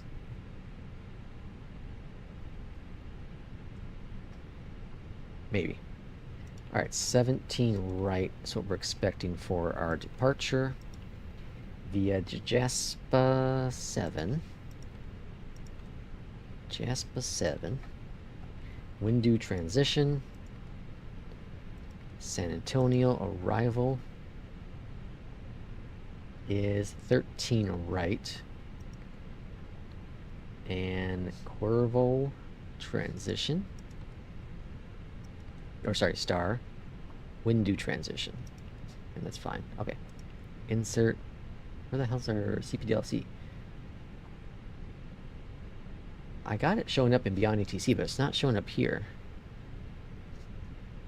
It says squawk 5455. We're gonna maintain 4,000. And they're saying runway 35 left. What the? Oh, here it goes. 35 left. That's weird. 35 left.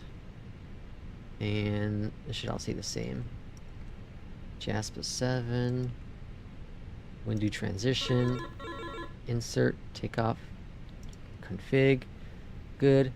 Alright. 5455. 4,000. 35 left. Wilco. And 1318. 1318. Close. Cool. Up top here, we're going to go to APU bleed on. External power is off. Over here, GPUs are going away. What do we have going on here that's wrong? Oh, I don't have the auto aligned yet. Okay. Let's go to menu, config, close, failures, nav. Scroll on down. IRS is 1, 2, and 3. Okay. That should all be good. Grand, beautiful. And let's go over to ground. Dallas ground, American 516 ready to push back an engine start.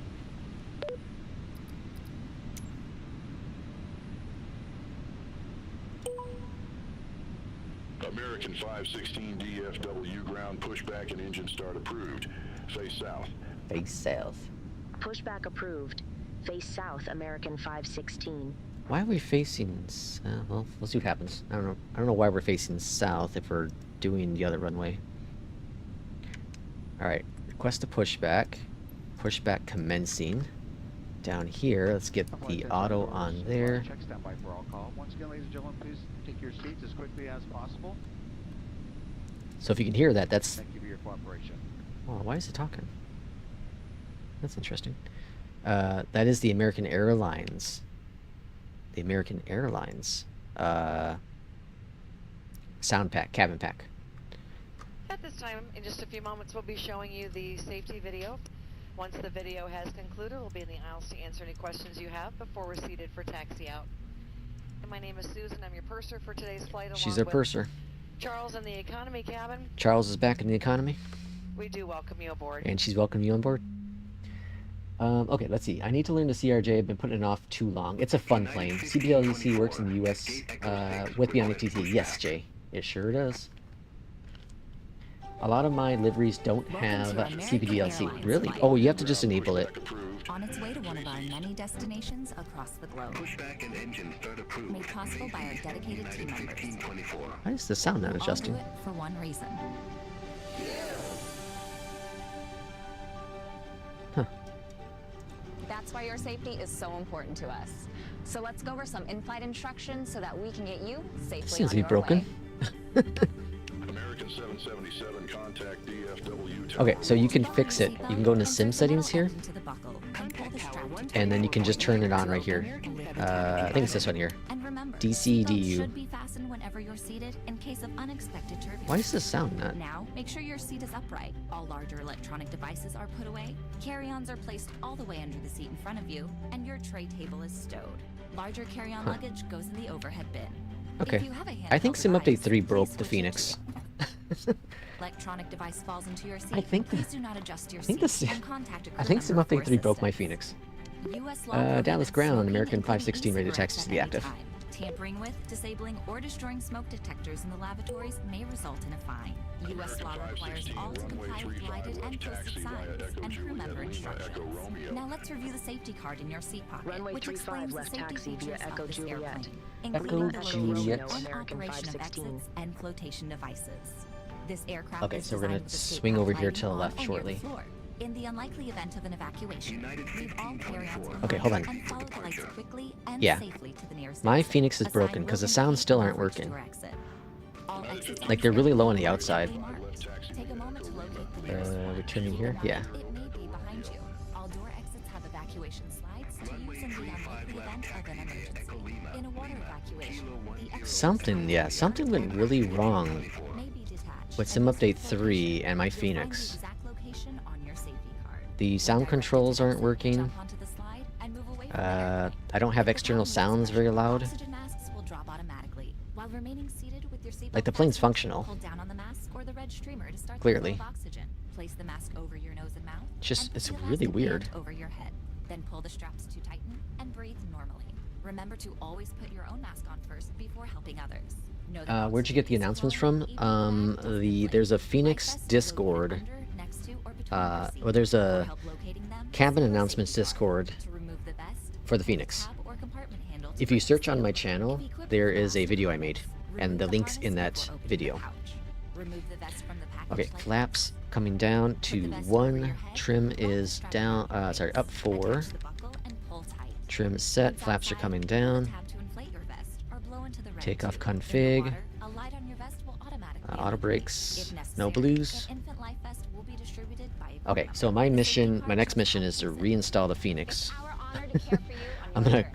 clean swipe, clean remove the FENIX, and then I'm gonna reinstall the FENIX and see if that solves the problem. Do their final cabin check. It's so weird. And as We always, do need to let us know if update there's anything we can do Atlanta. to make your journey more enjoyable. Let's go ahead and do that real quick.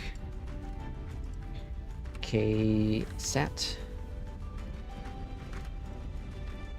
American Airlines. On the plus side, at least San Antonio will be nice and smooth to land into. I guess one of the last times we did the flight into San Antonio, I had like the massive frame gen bug that started. Prepare for takeoff.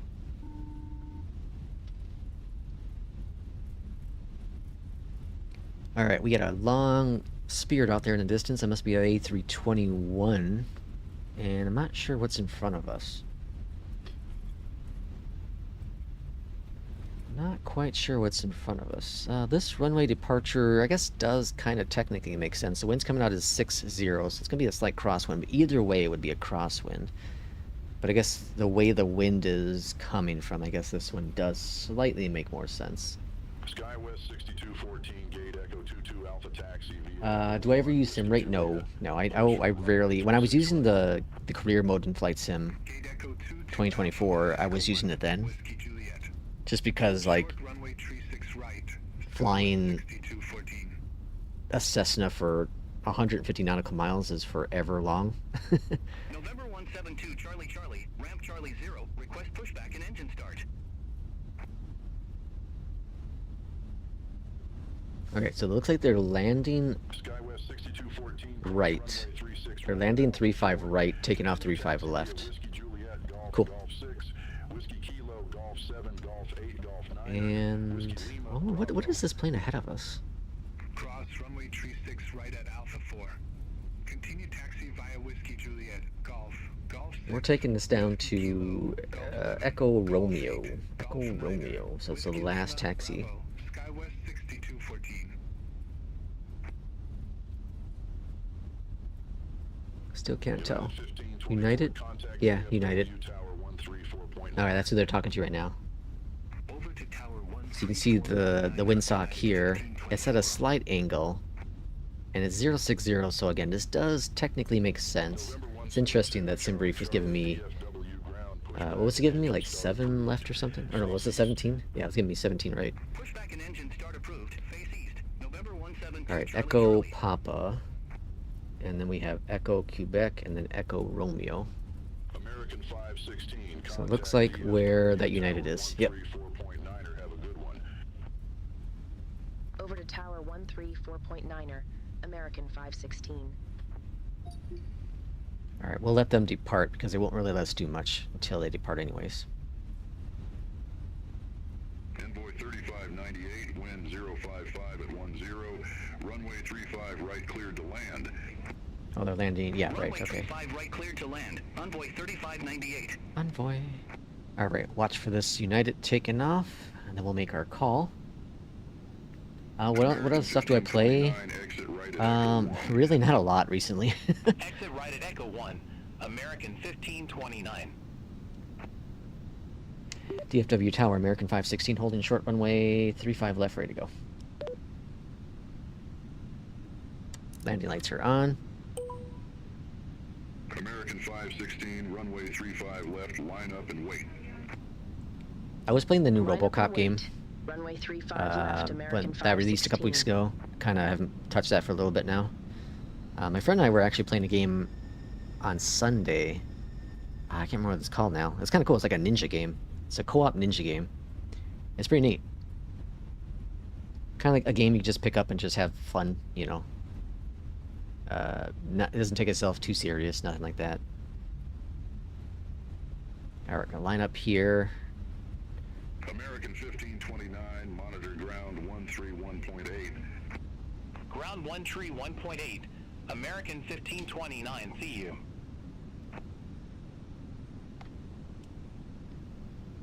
American 516, DFW Tower, wind 055 at 10, RNAV to Meckel, runway 35 left, cleared for takeoff. Alright, throttles are stable. We're set for flex 66. To Meckel, cleared for takeoff, American 516. Let's go flying. Got that crosswind, 14 knots currently. United 1524, contact Lone Star departure, take care. Contact Lone Star departure, United 1524. DFW Tower, American 1278, visual runway 36 left. That crosswind isn't playing around. Giving it a lot of left rudder. A lot of left rudder. Almost full left rudder.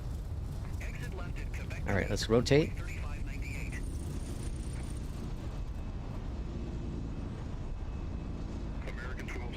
And let's go gear up.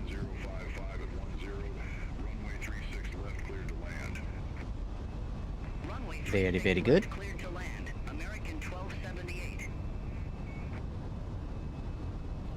12,000.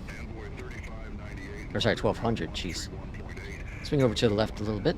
Sorry, to the right. Man, my directions, my words escaped me today. Escaped me. 2,000 feet coming up. Contact Lone Star departure. That was a sudden shift with the light. Alright. Going to climb lever. There we go. And all looking grand. We have a 4,000 restriction coming on up. That American, or sorry, that United that took off is just ahead of us still. Looks like they're following the same departure. Jaspa 7. 15,000.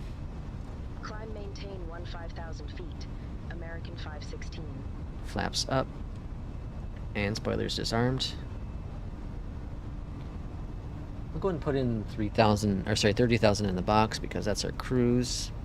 We should get clearance up to that eventually. Let's bring up that nose a little bit. It's always so wild flying the FENIX, you know, flying an Airbus after flying the Boeing for a while because of the fly-by-wire. You just kind of bring up your nose wherever you like it and just let it hold there. Does its job. Easy plane to fly. Relatively speaking.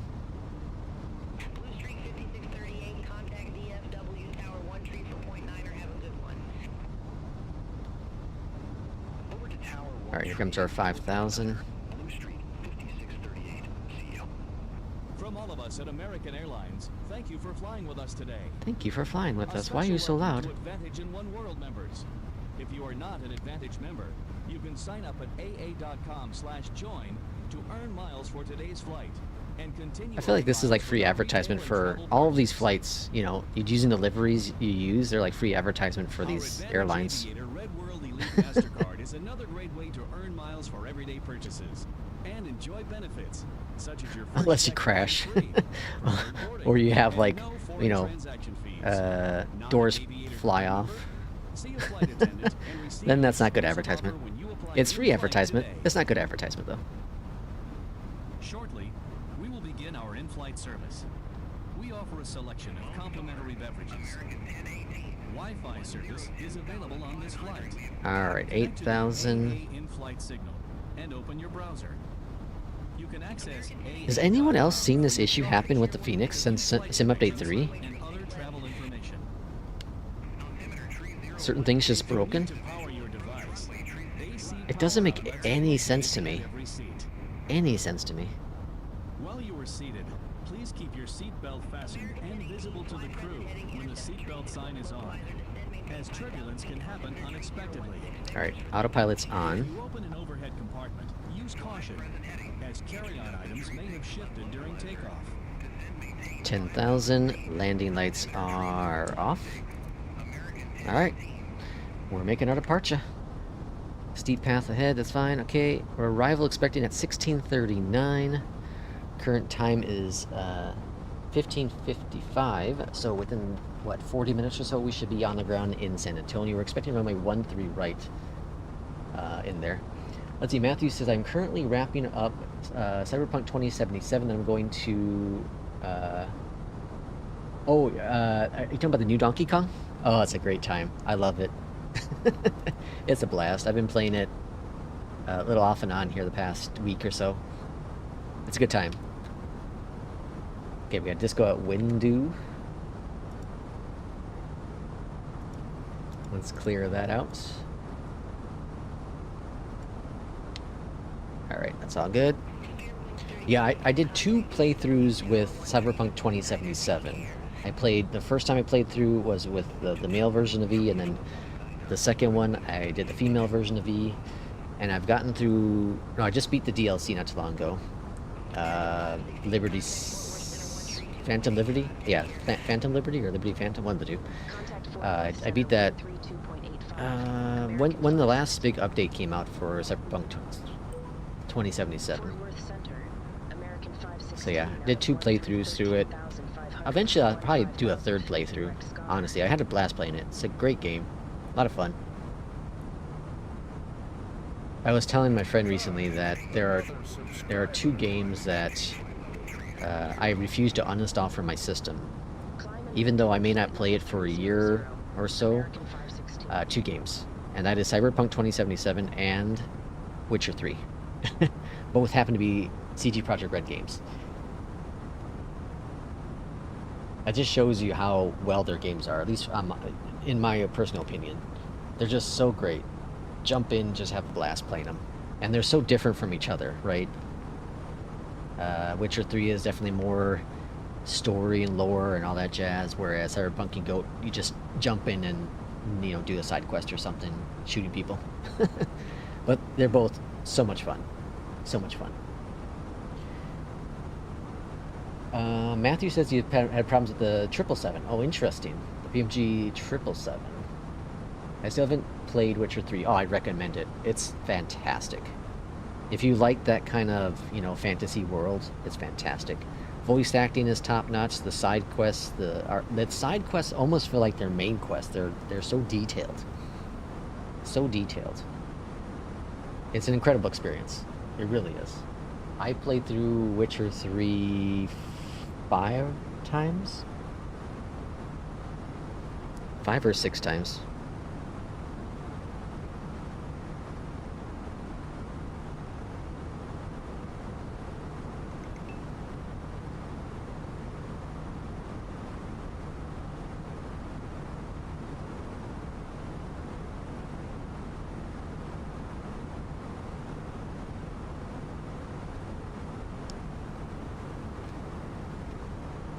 And then we got a new subscriber.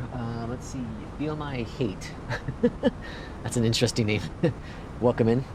Thanks to the subscription. And standard pressure. And I think our FPS is stable now, right? Now it's still kind of goofy. Yeah. Oh boy. I need to look at a capture card. I think I need to just pull the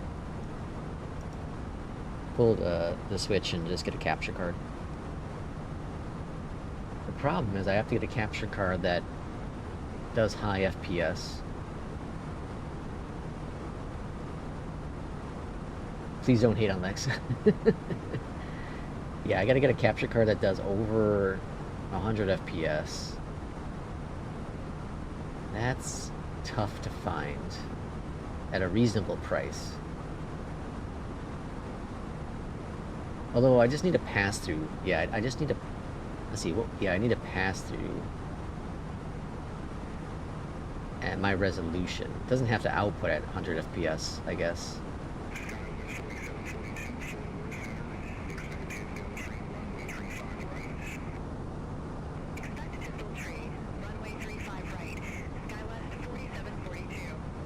Browser's so stupid expensive.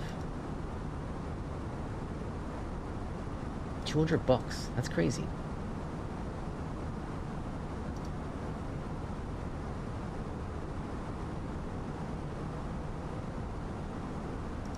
I'll look into it.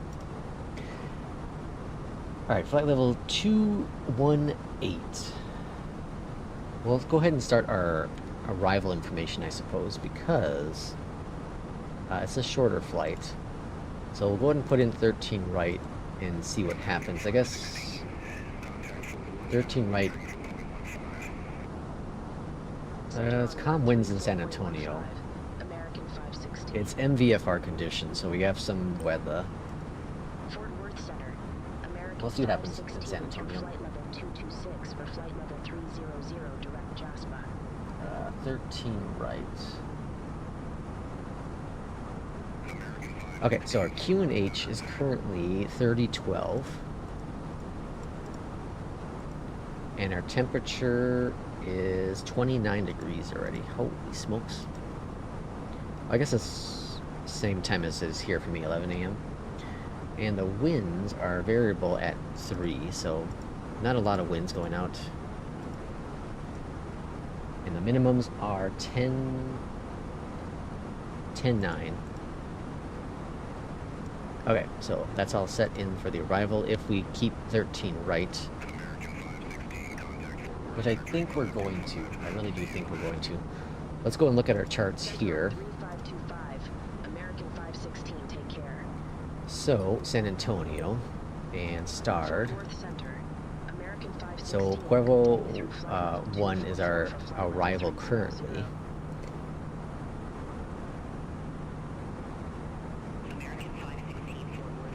Via Windu. Let's see, where's Windu? Here's Windu. So Windu, we're going to be taking that in there. And then we are transitioning where?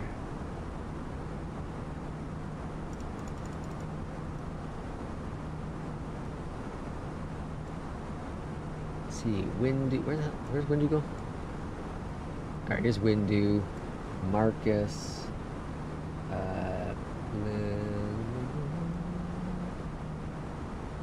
where are we coming in at? I'm so confused.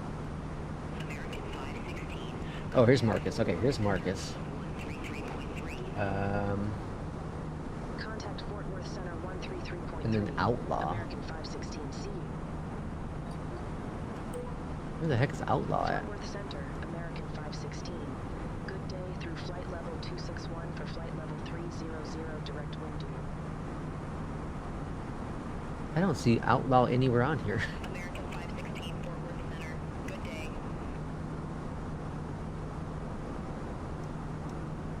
We will be coming up over here, but I don't see Outlaw.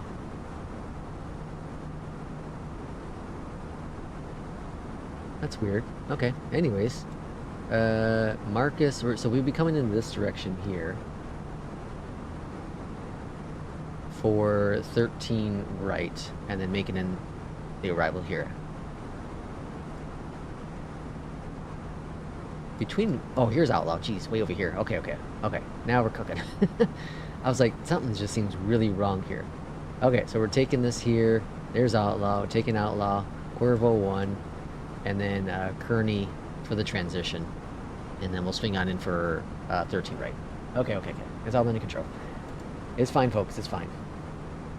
13 right, here's our arrival coming on in. And then coming in for the landing. Again, I don't have the third-party init builds for some reason installed. But here's 13 right, and then we're going to exit right over here. But again, I guess it's a positive I don't have it installed because one of the last flights we did for the arrival into San Antonio, like the system just lost its mind.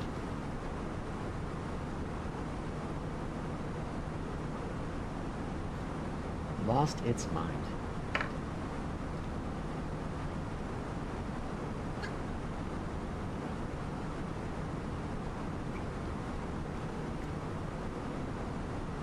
So I think I'll take tomorrow off from streaming. Tomorrow is Wednesday, right? Probably take tomorrow off from streaming. We'll go back and stream on Thursday. We'll see about Friday. And then Saturday, Sunday. It's kind of played by ear as well. Monday we'll see as well. I do plan on streaming this weekend, I just don't know what times. Ideally I like to do my morning ones, but we'll kind of see how things work out with it. Alright, here comes 30,000 feet. And what was our arrival information? So we popped it in right away, 6,000. So once we hit 30,000 feet, we can go and put in our altitude of 6,000. And here we are at our top of climb. I just like to wait until it kind of balances out here at 0.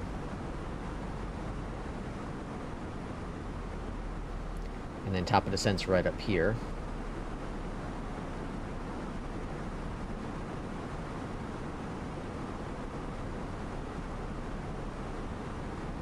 Okay, let's pop in 6,000. And now the next thing I want to do while we have some time is what the heck is going on with my FENIX? I want to see if anyone else has been reporting issues with the FENIX like I have been seeing. So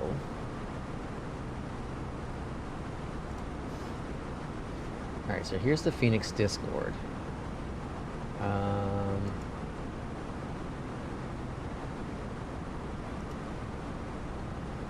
So we got cabin signs, installer broke, custom airport page, loss of trim, no lights, weird bugs, EFB not saving RA calls, shadows issues, unusual flexing,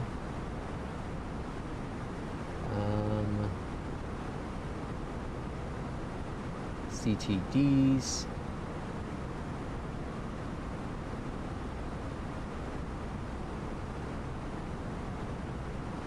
And the Sim Update 3 came out last week, so I'm not seeing in the area post Sim. Okay, hold on. What's this guy say? So I did a flight. I think the FENIX worked about the same as pre, nothing new that I know of broken. Haven't had any callouts for the last 2 flights, not sure why. I loaded my first post Sim Update 3 flight today. During pre-flight, my cockpit became unresponsive. Perhaps a WASM crash. And they haven't heard cabin announcements. Okay, so there's that. This one says that they're having some performance hits. Okay. Engine 2, black screens, strange effects on displays. What's this?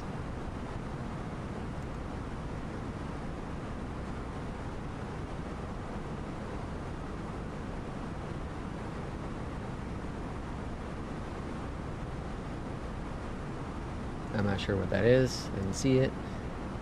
Main thread through the roof. What the VRAM? So there's some VRAM issues. I reinstalled Windows, reinstalled this. Seems to be working normal. However, it does not seem VRAM issues has decreased. Okay. I like this. I don't wonder what this one is. I like this information there. Throttle calibration. There's some minor.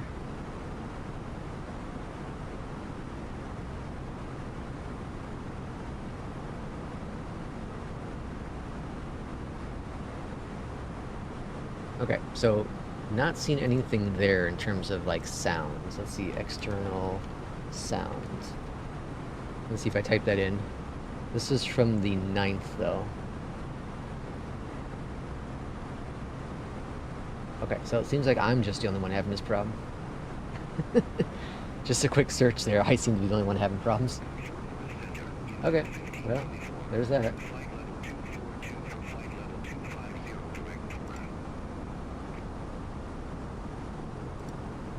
Rather interesting. Alright, topic climb's coming on up. I see. I flew the A320 and 319 yesterday. Didn't have any of those issues. The 4th phase says. Okay, interesting. I wonder why. Okay, I'm gonna test. I want to test out a theory. Is it the walk-around mode? Is the walk-around, me disabling the walk-around mode, breaking something? I can't see why that would be though.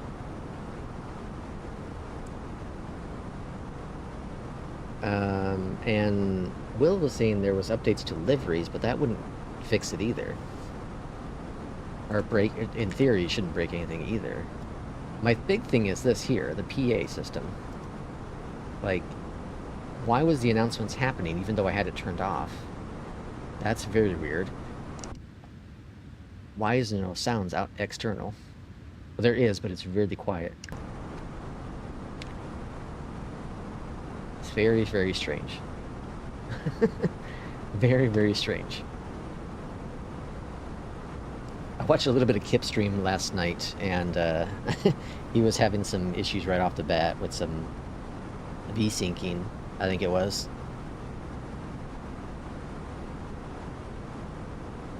I did not have any of these issues when I was using the and this is the same version. This is what is really weird. So maybe it is. Maybe it's the walk-around thing. There's no way to really test that, right? Other than re-doing it all without doing a full flight. I'm gonna say I would do a quick test here after the flight. But I'd have to start up a whole other flight. Okay, so I guess I'll test it and then I'll post in Discord if that is the issue. Which then means I have to update the video for those who do the walk-around mode. Disable feature.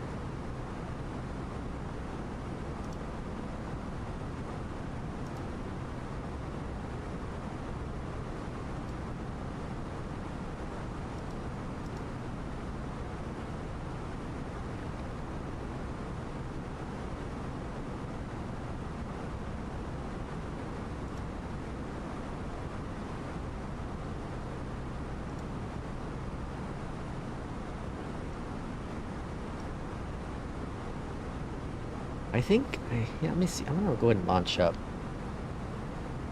Fly the line. And I think I'm gonna go ahead and just jump on over to Air New Zealand with Fly the Line.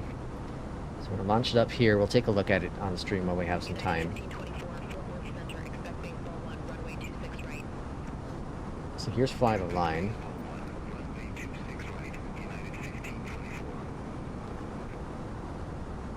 I feel like I'm not as interested in flying Air France as I thought I was going to be. Contact Houston Center 120. I don't know why either. American 516, have a good one. Okay, let's see if we also get the bug I was getting the other day. They also changed it where you can't do it while you're in the middle of a flight, which is interesting, or in the middle of a schedule, and you can't skip it without doing a holiday. So I'm gonna do a holiday for 1 day. Continue. Continue. Contact Houston Center 125.65, American 516. Before you could just jump to any airline you wanted to. Now you have to do the full sector, which I guess makes it a little bit more realistic, per se. All right, loading in. Here's a set of next flights, but we're not doing that. So let's go here, clear out this. AZA? No, AZ. What is Air New Zealand? Oh, ANZ, jeez. Okay, and then we'll do, sure, yeah. 2 sectors. Okay, we'll keep that the way it is. No destinations found. Okay. Christchurch. We got 1 flight. Boy, it doesn't look like they have many routes here, huh? Wellington. Let's try Wellington. Okay, Wellington has a few more. We have Auckland, Hamilton, and Christchurch. Okay, we'll accept it. 38 days. Okay, let's see if it actually generates a route, though. Alright, top of climb's coming on up. Or, sorry, top of descent. Keep a tight eye on that. See it right down here.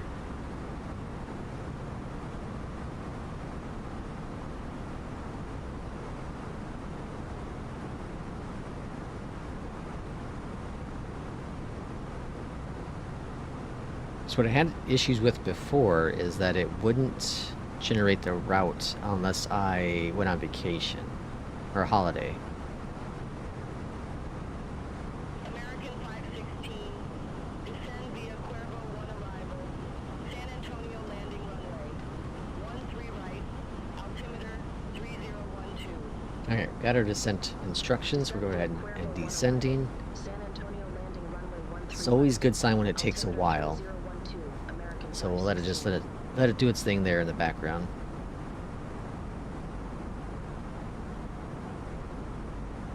Let's see if I can redeem myself on this landing.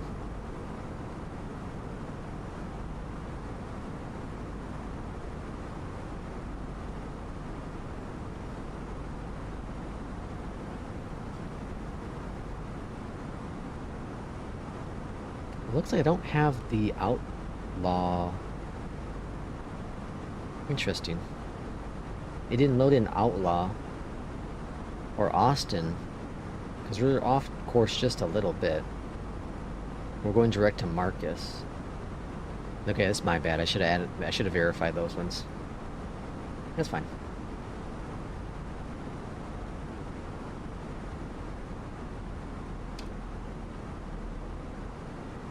All right, flying your changes. Let's see what happens. Okay, cool. So, this is what we'll maybe do on the next flight here. Wellington to Auckland, and then Auckland back to Wellington. 259 nautical miles, so that'd be cool. So do some Air New Zealand for the next flights. Let's see, hard work on off, and then we got 10% bonus XP for some reason. Cool.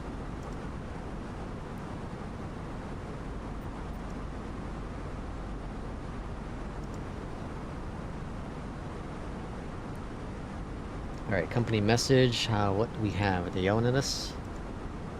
Atsu. Receive messages. And all is grant. Cool. Okay.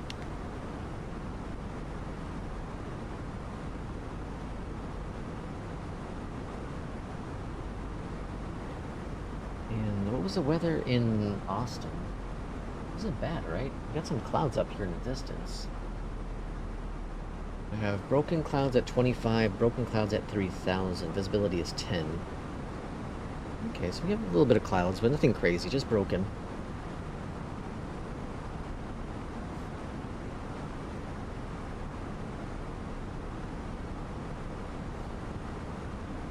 I'm curious to see, so this is, I want to say this is my first scheduled flight in New Sky. So I'm curious to see like what kind of money we get out of this flight compared to our other flights. Like the last flight was like 7,000, right? And Irishman was saying that we make more money with scheduled flights. So this ought to be interesting.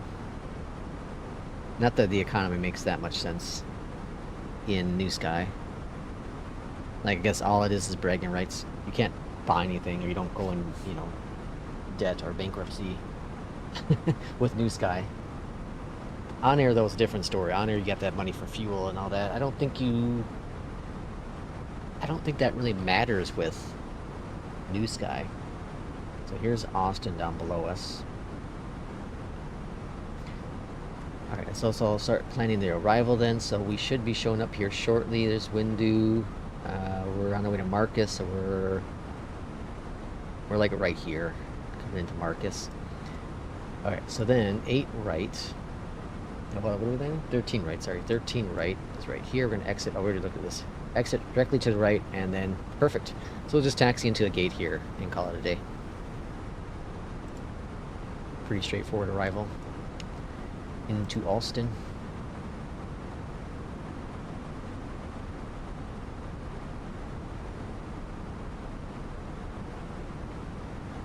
Or not Austin, sorry, into San Antonio. This Austin looks like it's a paidware, but I don't think I own Austin. Yeah, it's definitely paidware. Definitely a paidware. I guess I do. Oh yeah, I do. Yeah. We've done a couple flights out of Austin before.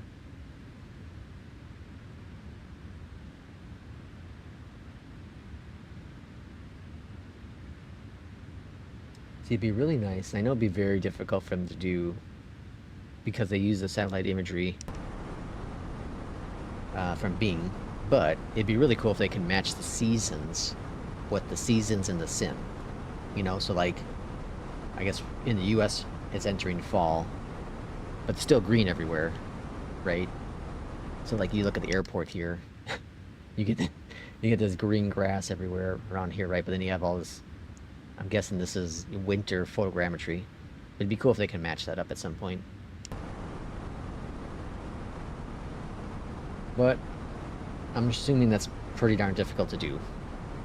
Because doing the patchwork already is probably very, very difficult. They used, what was it, Black Shark AI before? And I don't see that in their, I didn't see it when their intros anymore with Flight Sim 2024. So I wonder if they just do that all in-house now, or do they offload that to another third party, or what happened? And then, like, did they license it? Because if they're not partnered with them no more, how are they still using it? Unless they just license what they used from 2020.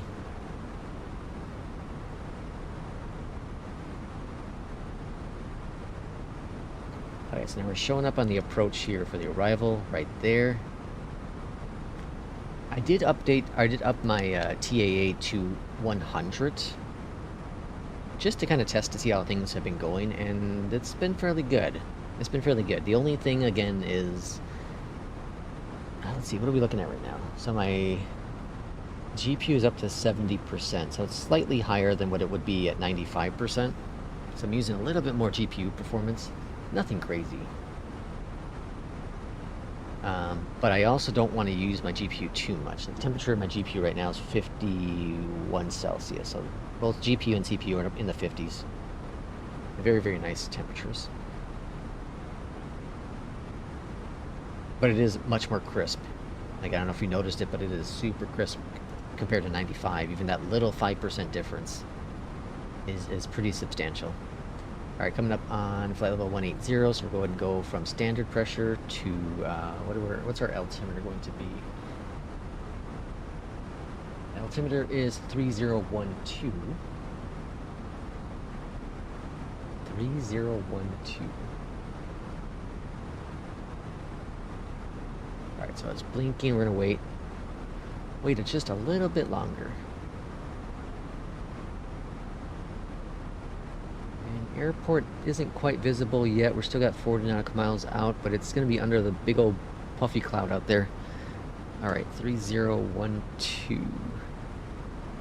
Alright, that's set. Alright, the cat's staring at me. She wants some food and wants to play for a couple seconds. Get her some food and I'll be right back for the arrival.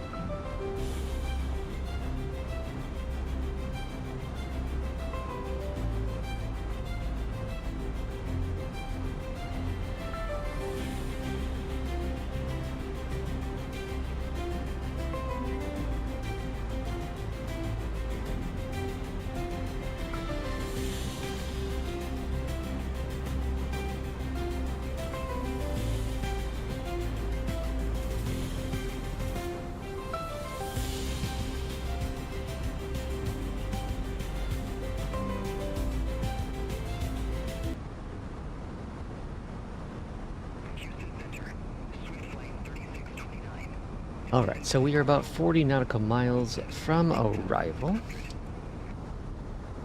Making our final turn in here. Well, not our final, but pretty close to. Do I have BeyondATC traffic map on here anymore? Traffic, yeah, I do. Let's take a look at that real quick.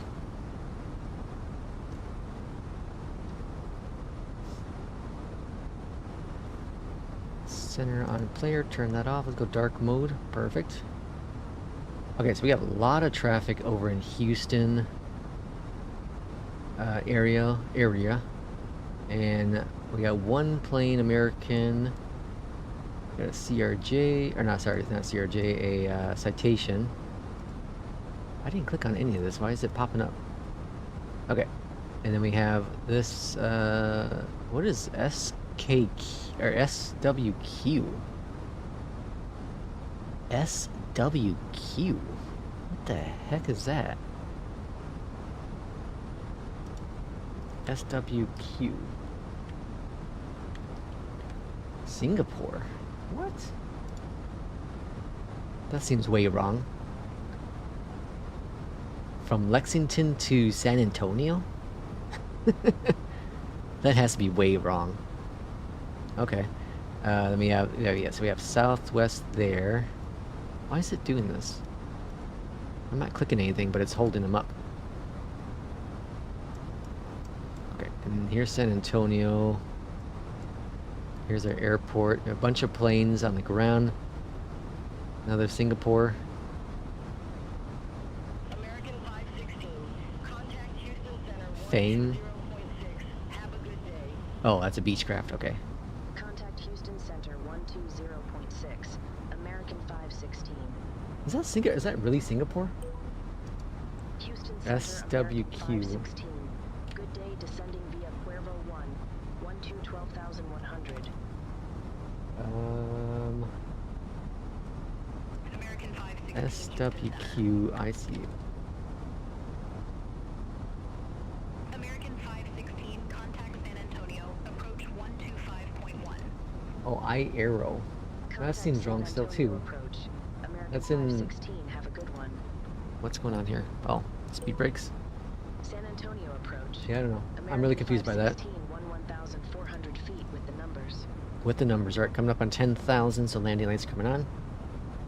American 516, San Antonio approach, altimeter 3012, expect radar vectors for ILS runway 13 right. 13 right. Altimeter 3012, expect radar vectors for ILS runway. So it's telling me 12, but the sim's telling me 3009. That's weird. Okay, so landing lights are on for the arrival.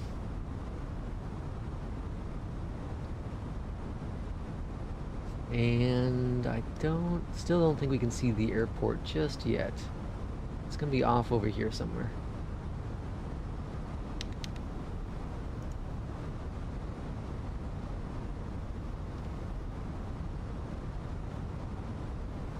I remember when I first started simming, it took me a while to get used to the map here. It took a long time for me to get used to it. It's very simple if you think about it, right? It's the line and, you know, it shows you where you're going to and all that jazz, but like, I don't know. It was something very strange about trying to get used to what all this meant. And then eventually just one day it kind of clicked, which a lot of things do in flight sim.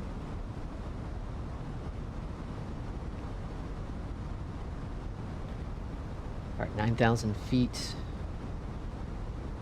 And we're expecting to be at 6,000 at this point here. If we look at our arrival, so we're holding at the 6,000 all the way up to Kearney. After Kearney, it's gonna, ATC is gonna give us our clearance for the arrival 13 right. Did they say ILS? Yes, ILS we're expecting because of the MVFR conditions. And so 4,000 feet at that point. So yeah, we should have plenty to work with here. Plenty to work with distance. Got queso over here in the distance. Yeah, we should be just fine. So we should get a nice vector in. Not too high for the approach. What was that? You see all those lines? Oh, there's one now. Wasn't there a bunch of lines here?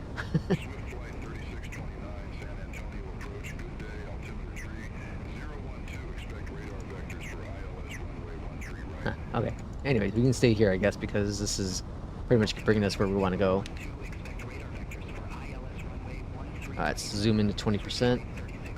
Or 20 nautical miles, I should say. Airport is right behind that big old wall. Yep. Wait. Nope, that's not it. Oh, right here. There is San Antonio.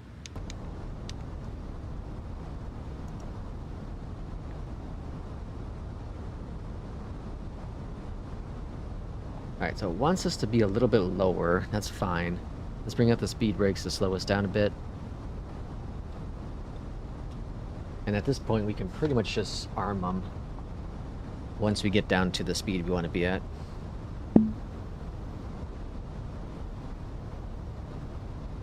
Matthew says, not that I saw. I'm just seeing all those dots myself. Alright. Go ahead and put those speed brakes away as we slow on down.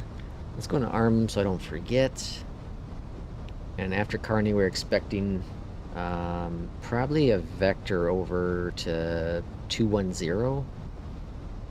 That'd be my guess. There is a plane out here in the distance who probably is coming in for the arrival as well, but they're kind of far now.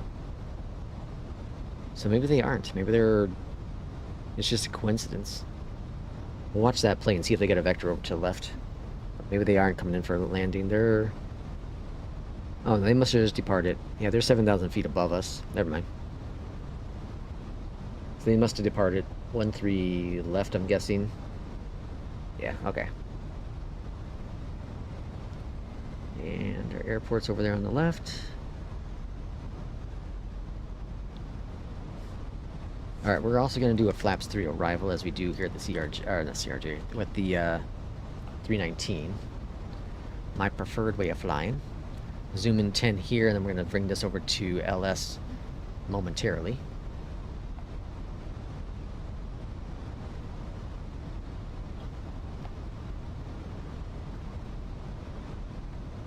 Okay, so I need to make a note, though, what I need to do later on.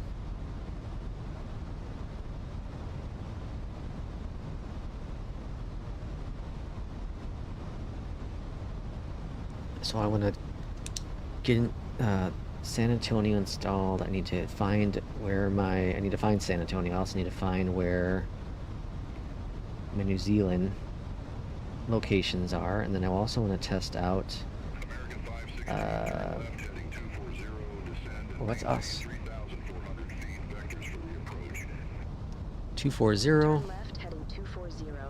Descend and maintain 3,400 feet. Wow, that's an interesting. We got a shortcut. 3,400. Let's go ahead and arm. V speed. Very cool. We got a shortcut. Nice. And then I want to do the cockpit thing. So cockpit. All things you need to test. 3,300. Descend and maintain 3,300 feet. BeyondATC always vectoring you in the US? Yes, mostly. When it's working. When it's working.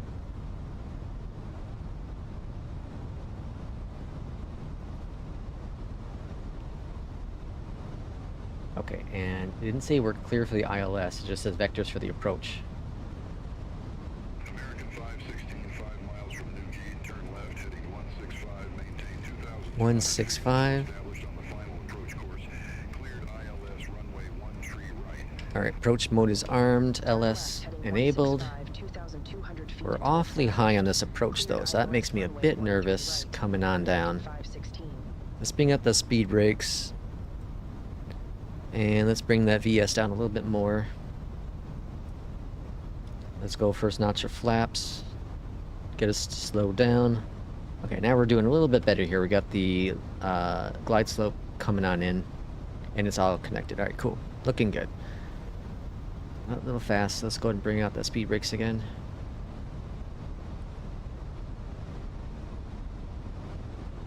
Alright, good interception and very good approach.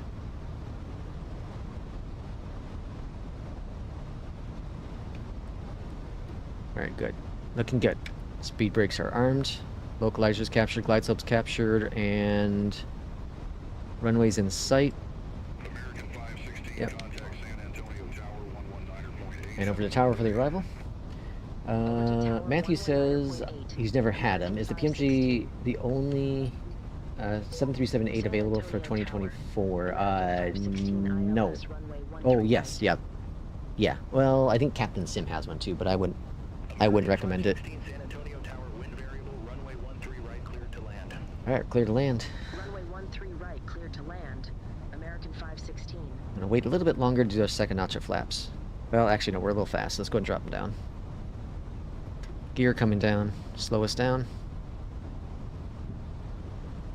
Yeah, with the last BeyondATC, with the last two BeyondATC updates, I've had some really good vectors. And of course, there have been ones that have not been great. But I say overall, it's been pretty good.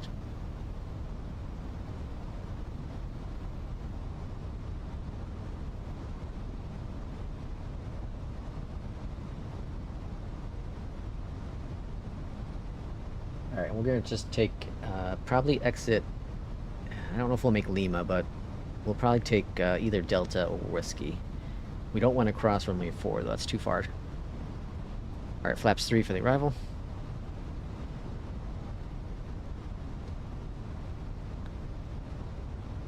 Autopilot's disengaged my aircraft.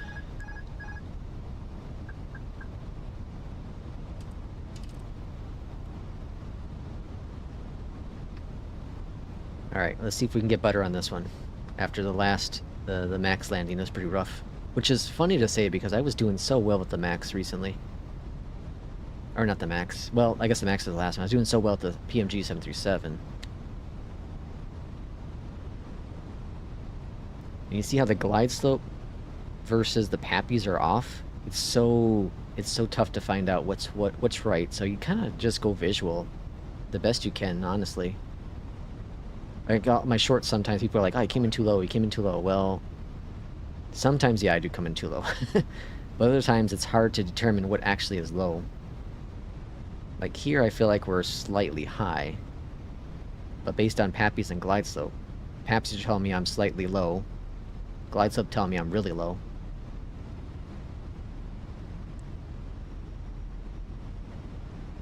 And again, I feel like I'm high still. Glide slope. Glide slope. Glide slope. Glide slope. Glide slope. Glide slope. 40, 30, 20, retard. Alright, idle. Let it settle. Touchdown. A little bit of a bounce there, it looks like. 327, ouch. Oh, my landings, they suck. Reversers are out. Man, my landings really suck today. There's Delta. Oh, that was... Actually, no, this is Delta. That was Lima. Okay. So, we're gonna take Whiskey. American 516, exit right at Alpha. Man, yeah, my landings just really suck today. Exit right at Alpha. American 516. Alright, flaps coming up. I got center line, though. Landing lights are off, spoilers disarmed, flaps are coming up. And here's Alpha, I guess. Even though it says November on the charts. But I guess this is San Antonio Tower, Swift Flight 30. default airport. ILS runway 13 right. Alright, so let's find a parking spot, shall we? Maybe let's park right next to the southwest. Let's do that. Swift Flight 3629. In Europe, BeyondATC lets you fly the whole star except for the Manchester. Oh yeah. American 516, contact. Yeah, in the US you get so many more vectors. So many more vectors. Taxi lights are off. American 516. Please remain seated with your seatbelt fastened until the seatbelt sign is turned off. And keep the aisles clear of all carry-on items. Parking brake is set over here to the right. Like tablets and cell phones. Let's go to Phoenix, and we're going to go to ground services. Connect, toggle, up here to the top, external power on.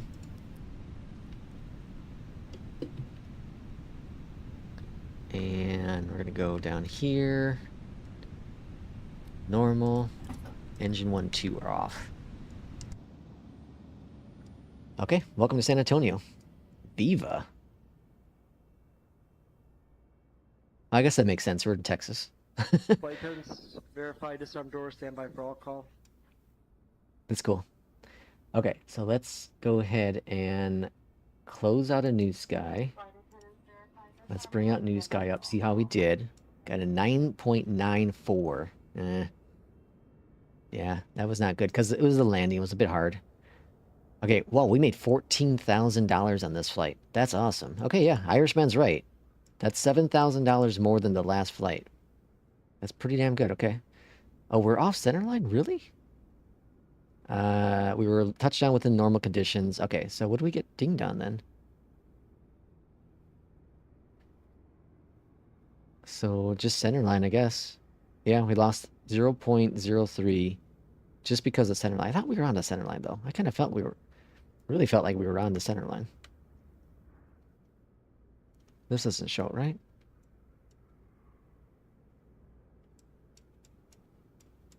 Yeah, we're just slightly off, I guess. That sucks. Okay, good flight. Very good flight. Irishman, welcome back.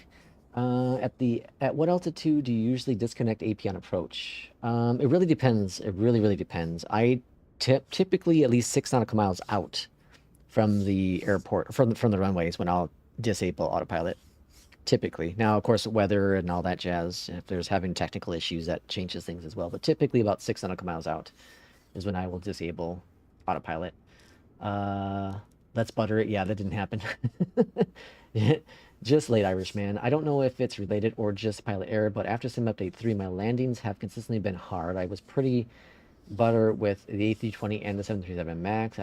Last 4 landings have all been 400 pluses. I don't think it has anything to do with Sim Update 3, because if we look at my flight yesterday, So I did 2 yesterday. This one was 106. And the one before that, this one here, was 34. And then, let's see, the last 19 flight I did was this one here. And that's 161. 161. So, yeah, I think it's... I don't know. I don't think it's update 3, honestly. I really don't think. But yeah, Irishman was a good flight. Really cool flight. I was going to do the CRJ, but you can't do the CRJ with the schedule one, apparently. You have to have the sign one, so that sucks, unfortunately. But overall, it's fine. Make more money flying to and from hubs. Ah, interesting. Yeah, so we made the 14,000 on this compared to making 7,000 on this, or also 8,000 on that one. And then the one I did yesterday made 5,000. And then the other one I did yesterday was... Taxi at my discretion, Swift Flight 3629. What the hell is that? I have it on frequency not existing in it, and it just talked. That's different. Okay. And then 7,000 in that one. Yeah, so we pretty much make double the amount of revenue. Very, very cool. So this is New Sky. For those who don't know, we have a airline on New Sky called FlyLex. Feel free to join if you'd like to. Irishman's done a lot of work doing in a lot of flights for us. So you can go to book flights, and then you can schedule them if you want to. And here's all the ones that are currently available for scheduling. If you want, you can also do free flights. They don't make as much money as we just talked about, but you can certainly do it. Free flights, and then you can put in all your information here. And then we do have the FENIXes. We have the 737, the 737 MAX, the CRJ, all available in New Sky to use. Yell to me, please. Well, okay, that's going to end today's stream. Thank you all for coming in for today's flight. Like I said, I think I'll take off tomorrow, and then we'll be back at it on Thursday. But of course, you know me, everything changes depending on my mood in the morning. But we'll see y'all for the next stream. Have a great day, and we'll see you next time. Take care.